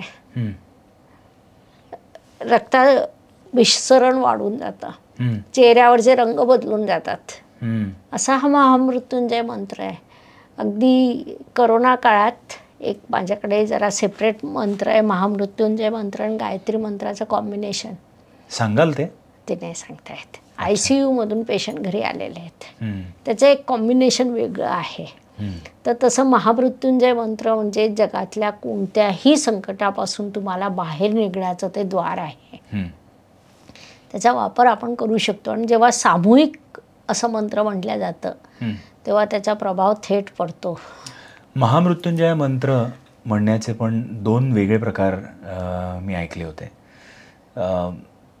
तर तुम्ही तो मंत्र कसं म्हणायचं हे सांगाल का? नाही, कसं होतं ना की तुम्ही मनापासून म्हणा, खूप प्रक्रियेत जाऊ नका. तुम्हाला तुमची इच्छाशक्ती तिथे कार्य करते. मग ठीक आहे ना की एखाद्याला जर स्वरच नसेल, त्याने मनात स्मरण केलं तरी त्याचा 100% प्रभाव होतो. काही लोक मला विचारतात, मॅडम माझे उच्चार स्पष्ट नाही हो. म्हटलं ओके ना, तुमची इच्छा प्रभाव होतो का? तुमची त्या व्यक्तीला हृदय आहे, आत्मा आहे, एक सजीव आहे, तो त्याची इच्छाशक्ती कार्य करेल. बरोबर. हा एक गैरसमज आहे. हा तुम्ही प्रयत्न करा जास्तीत जास्त शुद्ध, स्वच्छ, स्पष्ट बोलण्याचा. परंतु कधीतरी हा इंटरनली जेव्हा शारीरिक प्रॉब्लेम असतो तेव्हा ही अडवणूक घेणं की ह्याच पद्धतीने मंत्र म्हणा, तिथे ते चुकतं. म्हणजे या काळामध्ये शिवाची उपासना करणं हा एक खूप मोठा उपाय तुम्ही या ठिकाणी सांगितला.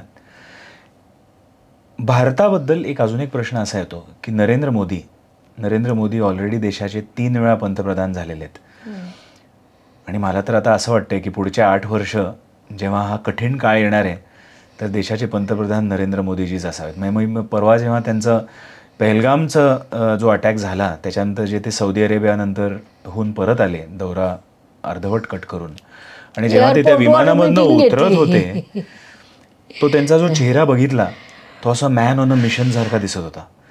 तर भविष्य काय सांगताय, म्हणजे त्यांची कुंडली काय सांगते पुढच्या 8 वर्षामध्ये? नरेंद्र मोदी तेच आपल्या देशाचं नेतृत्व करतील का? कुंडली घेऊया. मोदीजींची कुंडली आहे, खूप वेगळी कुंडली आहे. म्हणजे यापूर्वी पण मी खूप वेळा तिचं विश्लेषण केलं. यांची चंद्ररास, लग्नरास दोन्ही वृश्चिक. वृश्चिक ही मंगळाची रास आहे, स्थिर तत्व आहे आणि जलतत्वाची रास आहे.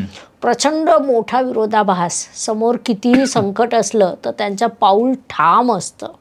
सेनापतीची रास आहे ते, मंगळ हा सेनापती असतो, त्यामुळे त्यांची पाऊल ठाम असतं आणि त्यांच्या मनात काय चाललंय जगात कुणालाच कळू शकत नाही. ते अत्यंत गूढ रास म्हटले जाते. आणि विशेष सगळ्यात महत्त्वाची बाब म्हणजे त्यांना मंगळाची महादशा सुरू असून त्यात शनीची अंतर्दशा आहे.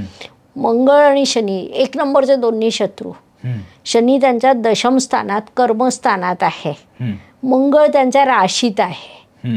त्यामुळे ते प्रचंड अग्रेसिव्ह बुद्धिमत्तेची आणि गूढ पॉलिसी घेतील. म्हणजे आपण विचार करत राहू की हे काय करताय मोदीजी. कधीतरी पब्लिकचं ही पण प्रतिसाद येईल की मोदीजी काहीच करत नाहीये आणि अचानक कळेल की ही घटना होऊन गेली. ती त्यांची प्रवृत्ती बेसिक पत्रिकेत आहे. 2 भाग असतात, बेसिक प्रवृत्ती आणि काळानुसार बदलणारी प्रवृत्ती. तर त्यांच्या बेसिक पत्रिकेत ते आहे आणि काळ हे 2 गोष्टीवर ठरतं, एक तर महादशा आणि गोचर. तर दोन्ही दृष्टीने ती अत्यंत प्रबळ झालेली आहे. आता इथे सुद्धा पुन्हा 2 प्रयत्न सुरू होत आहेत. एक शक्यता अशी आहे की ते सोडून देतील ॲक्टिव्ह पॉलिटिकल लाईफ. हो. दुसरी शक्यता अशी आहे की त्यांचं देशप्रेम हे प्रचंड मोठं आहे. तर ह्या परिस्थितीवर मार्ग निघेपर्यंत ते सक्रिय राहतील आणि ते जर तसे सक्रिय राहिले तर त्यांची कूटनीती ही लाजबाब असेल. कारण की आता जर आपण पाहिलं तर मंगळामध्ये बुधाची अंतर्दशा त्यांना सुरू होईल. बुध त्यांच्या पत्रिकेत कन्येचा आहे, म्हणजे उच्चीचा आहे, मंगळाच्या लाभस्थानात आहे. आता बघा, मंगळ सेनापती जो समोर जाऊन युद्ध करतो, बुध हा कूटनीतीचा कारक, तो त्यांच्या लाभात आहे. म्हणजे एकीकडे हे समोर जाऊन युद्ध करतील आणि दुसरीकडे त्यांच्या पॉलिसी अशा असतील की समोरचा अक्षरशः कोलॅप्स होईल. म्हणजे जर पाकिस्तानला नेस्तनाबूत, तर तो होणारच आहे, कमी नुकसान करून नेस्तनाबूत करायचं असेल तर ही पत्रिका जे करू शकते ते खूप मोठं भव्य दिव्य कार्य असेल. म्हणजे कमीत कमी नुकसान करून पाकिस्तानला नेस्तनाबूत करण्याचं सामर्थ्य या पत्रिकेत खूप प्रबळ झालेलं आहे. आणि मे 25 ते मे 26 त्यांना मंगळामध्ये बुधाची महादशा आहे, अंतर्दशा आहे, जी गोष्ट युद्धाने साध्य होणार नाही. वेळोवेळी ते पण भूमिका घेतील, आपल्याला उशिरा कळेल की घटना झाल्यावर, परंतु युद्धाने न ज्या गोष्टी साध्य होतात ते त्यांच्या पॉलिसीने ते साध्य करून दाखवतील. आणि इथे त्यांना खूप मोठं सहकार्य मिळतंय. कोणाचं? त्यांच्या सहकार्यांचं आणि विरोधकांचं. विरोधकांचं सुद्धा सहकार्य आज त्यांना इथे मिळताना दिसतंय. आता विरोधक इथे बघितल्या जातं सप्तम स्थानावरून. त्याच्यात गंमत अशी होते की विरोधकांपैकी काही विरोधक साधारणपणे 1.5 ते 2 महिना विरोधात जातील आणि मग सहकार्याला येऊन उभे राहतील. काही विरोधक, कारण की विरोधकांचे पण अनेक प्रकार आहेत आणि काही विरोधक आज सहकार्याला उभं राहतील किंवा उभं आहे असं दाखवतील, पण ते खरे विरोधक असतील. कारण की सगळं बोलायला ठीक आहे, पण राजकारण जे केलं जातं तो विषयच वेगळा आहे. तर या सगळ्या संकटातून मार्ग काढत जर देशाला पुढे नेण्याचं सामर्थ्य या पत्रिकेत आहे. म्हणजे शंकराचा तिसरा डोळा उघडला आहे का असं म्हणायचं असेल तर तो कदाचित मंगळात शनी उघडला आहे तिसरा डोळा. त्यांची बॉडी लँग्वेज पहा, त्यांचं उठणं बसणं पहा, ते जेव्हा बोलतायत, उभं राहताय, कोणत्याही क्षणी त्यांच्यावरचा कॅमेरा बघा, त्यांचा तिसरा डोळा उघडलेला आहे. बरोबर. आता पुढे तुमच्याकडनं मार्गदर्शन मिळवण्याची इच्छा आहे. गुरुच्या या अतिचार गतीमुळे पुढची 10 वर्ष प्रत्येक राशीसाठी कसे असतील याबद्दल आम्हाला सांगू शकाल का? आपला जो सुरुवातीला विषय झाला की कलेक्टिव्ह डेस्टिनी अधिक प्रभाव करता, त्यामुळे जेव्हा सगळंच विश्व संकटात सापडतंय तेव्हा प्रत्येक राशीवर काहीतरी संकट आहेतच. आणि कलेक्टिव्ह मंत्रजाप सुद्धा प्रभाव करतो. त्यामुळे या काळात जर आपण कलेक्टिव्ह उपाय केलेत तर त्याचा सकारात्मक प्रभाव आपल्यावर, आपल्या राज्यावर, आपल्या देशावर आणि अखिल मानवी समाजावर होऊ शकतो. बरोबर. आणि आपल्या देशाचं खूप मोठी सकारात्मक बाब आहे की आपण जेव्हा लोकांना सांगतो की तुम्ही हा उपाय करा स्वतःसाठी, देशासाठी, लोक करतात. म्हणजे राशी भविष्यात, वार्षिक राशी भविष्याला मी हेच सांगितलं की तुम्ही उपाय नेहमी स्वतःसाठी करता, यावेळी देशासाठी करा, पण लोक ते करतायत. तर तसे उपाय आपण करावेत असं मला वाटतं. तर मग पहिली रास मेष. मग याच्यात मेष ही मंगळाची रास आणि गुरुदेव मेष राशीला भाग्येश आणि व्ययेश आहे. म्हणजे भाग्य घडवणारा आणि भाग्यात प्रतिबंध आणणारा असा ग्रह गुरु मेष राशीला आहे.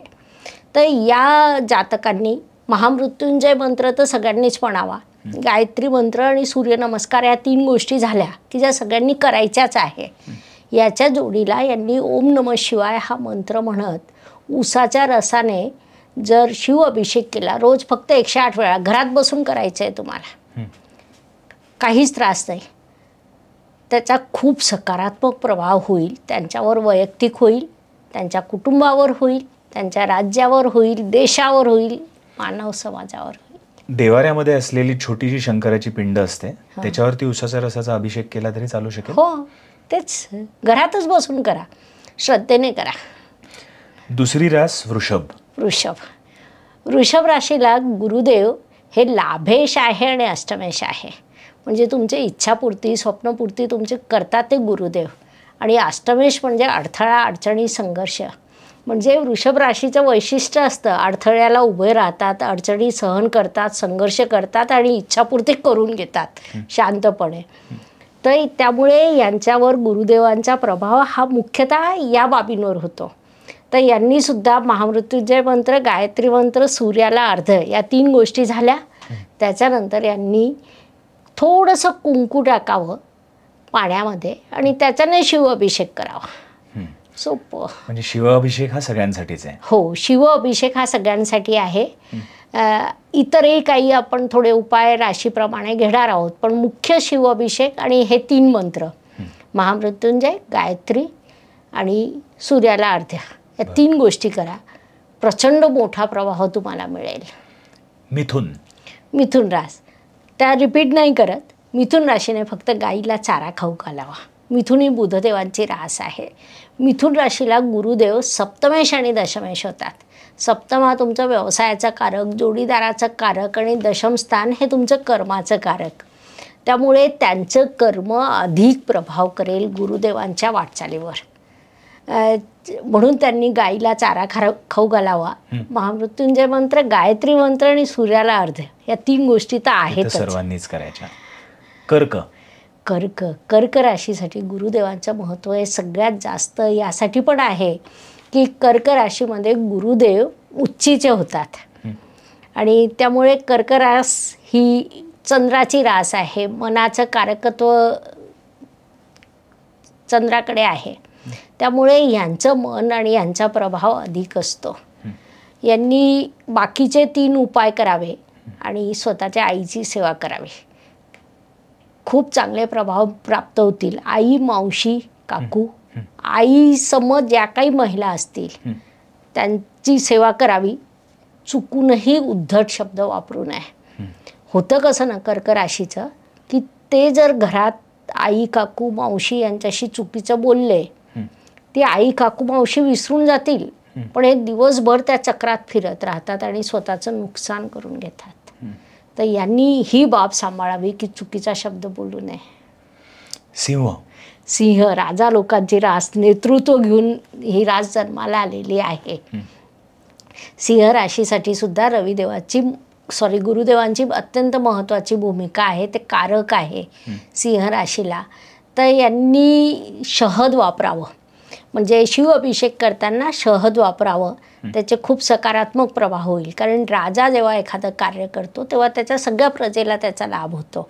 आणि बाकीचे 3 उपाय आहेतच. बरोबर. कन्या बुधदेवांची रास आहे. कन्या राशीसाठी सुद्धा गुरु हा चतुर्थेश म्हणजे वास्तू, वाहन, आई या सगळ्या गोष्टी दाखवणारा. आणि सप्तमेश म्हणजे व्यवसाय, कर्तृत्व अशा गोष्टी तिथून इंडिकेट होतात. तर कन्या राशीने पहिल्या 3 गोष्टी आणि त्याशिवाय कन्या राशीकडे एक पॉवर आहे बुधदेवाची.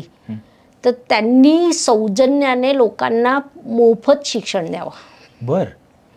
या काळात. मग आता समजा एखादी महिला आहे, घरगुती आहे, तिने आजूबाजूच्या किंवा तिच्या मेडच्या मुलांना काही अर्धा तास शिकवलं, त्याचं एकंदरीत वातावरण सकारात्मक होईल आणि त्याचा प्रभाव देशावर होईल. तूळ रास, संतुलन, नैसर्गिक संतुलन म्हणजे तूळ रास. सगळ्यांना घेऊन चालणारी, सौंदर्याची कारक आणि सगळ्यांचा विचार करून ती रास स्वतःचा विचार करते आणि स्वतःचं भलं करत लोकांचं भलं करते, असं तिची प्रवृत्तीच आहे. तूळ राशीसाठी गुरु कारक नाही, परंतु तरीसुद्धा गुरुला त्यांनी कार्य केलं, गुरुचं कार्य केलं की गुरुदेव त्यांना दोन्ही हातांनी देतात. तर तूळ जातकांनी वृद्ध लोकांची सेवा करावी, त्यांना खूप चांगले प्रभाव प्राप्त होतील. वृश्चिक ही खरी आजच्या काळात सगळ्यात जास्त महत्त्वाचं वृश्चिक राशीचं आहे. कारण वृश्चिक ही सेनापतीची रास, मंगळाची रास, निसर्ग कुंडलीच्या अष्टम स्थानात आलेली, अडथळे अडचणी संघर्ष घेऊन जन्माला आलेली असते. यांच्या पोटात काय ते कधीच कोणीच ओळखू शकत नाही. गुरुदेव यांच्यासाठी कारक आहे आणि एकाच वेळी कारक पण आहे आणि एकाच वेळी संकट सुद्धा वृश्चिक राशीला गुरुच देत असतो. त्यामुळे या राशीने बाकीचे 3 उपाय करावे. शिव अभिषेक करावं आणि त्याशिवाय कालभैरवाचं सुद्धा वृश्चिक राशीने पर्टिक्युलर करायला हरकत नाही. कालभैरवाच्या मंदिरात जाऊन दिवा लावला, शक्य झालं तर ठीक आहे, नाही शक्य झालं तर तुम्ही घरात बसा आणि शिव अभिषेक करा. शुद्ध स्वच्छ जळ वापरा, कारण ती जलतत्वाची स्थिर रास आहे. त्यांनी शुद्ध जल वापरावं, त्याचा थेट इफेक्ट त्यांना मिळेल. खूप छान. धनुराशी स्वतः गुरुदेवांची रास आहे आणि गुरुदेवांची मूळ त्रिकोण रास आहे. त्यामुळे या गोष्टीचा सगळ्यात जास्त प्रभाव होणार असेल तो धनुराशीवर आणि त्या खालोखाल मीन राशीवर होईल. अग्नितत्वाची रास आहे. या लोकांनी सैन्यांना मार्गदर्शन करण्यासाठी कार्य करावं किंवा जे सैन्यात कार्य करत असतील त्यांच्या मुलांना काहीतरी सहकार्य करावं, त्यांच्यासाठी वेळ काढावा. सैनिक आपले युद्धावर पुढे जाऊन लढणार आहेत, युद्ध सोपं नाही. ते तिथे लढणार आहेत, त्यांच्या मुलांना तुम्ही थोडासा वेळ द्या, थोडेसे संस्कार करा आणि ते धनुजातक करू शकतो. कारण धनुजातक हा वेगळा असतो, तो जगातल्या कोणत्याही समस्येला जाऊन भिडण्याचं सामर्थ्य घेऊनच या पृथ्वीवर आलेला आहे. त्यामुळे अशा धनुजातकांनी सैनिकांच्या मुलांना स्वतःचा वैयक्तिक वेळ दिला तर त्याच्यासारखं चांगलं काम नाही होणार दुसरं.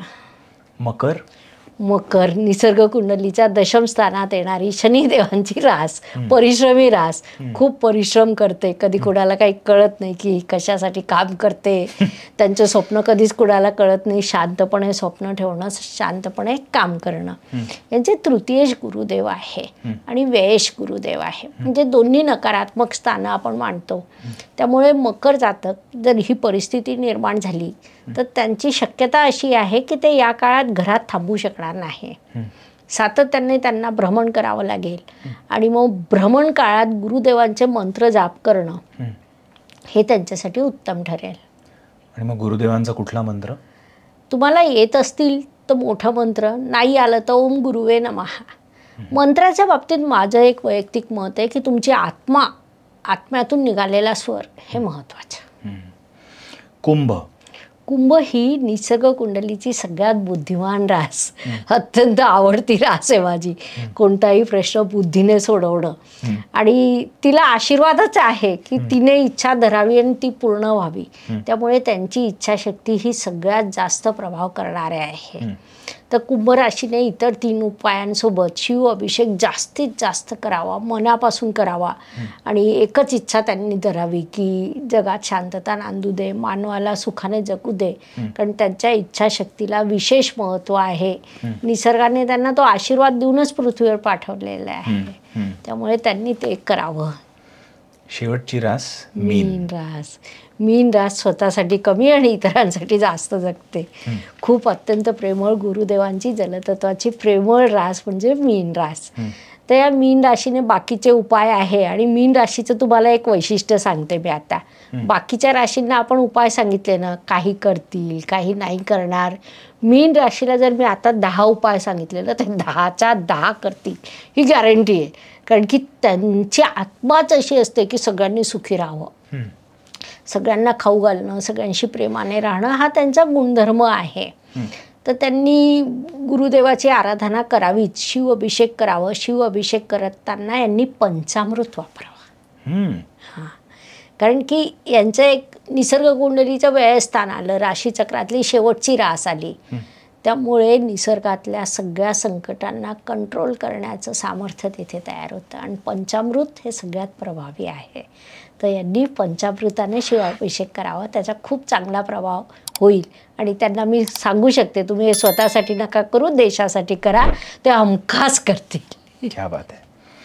देशाबद्दल तर बोललोत, 12 राशींबद्दल देखील बोललोत. अशी काही कॉमन रेमेडी आहे का की जगामध्ये सुद्धा उलटपलट होणार आहे, तर जगातल्या सर्व लोकांसाठी सुद्धा कुठला मंत्र किंवा कुठली रेमेडी आपण सगळेच करू शकतो? भारतीय संस्कृतीने तेच दिलेलं आहे. म्हणजे तुम्ही ज्ञानेश्वर वाचा किंवा कोणतंही, जगाच्या सुखासाठी भारतीय संस्कृती कार्य करते. आणि आता आपण हे जे उपाय दिले ना, अखिल मानव हा विषयच दिलेला आहे. महामृत्युंजय मंत्र, गायत्री मंत्र आणि सूर्यनमस्कार या 3 गोष्टींचं कॉम्बिनेशन केलं तर त्याच्यापेक्षा मोठी गोष्ट असूच शकत नाही. आणि सोबत आपण शिव अभिषेक, गायीची सेवा, आईची सेवा, वृद्ध व्यक्तींची सेवा, गरजवंतांची सेवा, या गोष्टी त्या त्या राशीप्रमाणे करत राहाव्यात. येणारा काळ कठीण दिसतोय आणि त्याबद्दल तुम्ही पुढची 10 वर्षांमध्ये काय काय घडू शकेल हे सांगितलं, त्याबरोबर उपाय देखील सांगितलेत. पण सगळ्यांसाठी काही कॉमन एक मेसेज द्याल का? होय, जेव्हा काळ कठीण असतो तेव्हा सर्वांनी एकत्रित प्रयत्न केले पाहिजे, ही आपल्या धर्माची शिकवण आहे. आपण आज ती करण्याची गरज आहे. सगळ्यांचं भलं व्हावं, मानवजातीचं भलं व्हावं. कारण येणारा काळ कठीण आहे, तो आपण थांबवू शकत नाही, हे देखील सत्य आहे. त्या काळातल्या प्रश्नांची तीव्रता कमी करणं, संपूर्ण मानवी आयुष्य सुंदर सुगंधित होणं, यासाठी एक सामूहिक प्रयत्न महत्त्वाचा. आणि जसं वैयक्तिक डेस्टिनीपेक्षा सामूहिक डेस्टिनी महत्त्वाची, तसंच वैयक्तिक उपायांपेक्षा सामूहिक उपाय महत्त्वाचे. त्यामुळे सगळ्यांनी सगळ्या मानवजातीच्या कल्याणासाठी प्रयत्न करणं ही आजची खरी गरज येणाऱ्या 10 वर्षांसाठी. ज्योती मॅडम, थँक्यू सो मच. तुम्ही इनोटॉक्सवरती आलात आणि आम्हाला खूप सुंदर असं मार्गदर्शन केलं. वैदिक ॲस्ट्रॉलॉजीमधून आपण देशाबद्दल बोललो, जगाबद्दल देखील बोललो. हा अनुभव आम्ही सुद्धा विसरू शकणार नाही. आणि let us hope for the best for the entire world in the coming days. Shubham भवतु. एक शेवटची आमच्या इनोटॉक्सवरती एक रिच्युअल आहे. बरं. आमचा एक गेस्ट बोर्ड आहे. बरं. त्या गेस्ट बोर्डवरती तुमचा सुविचार, तुमचे ब्लेसिंग्स किंवा तुमचा एखादा मेसेज हा मला पाहिजे. त्यासाठी हे पेन मी तुम्हाला देतो. धन्यवाद.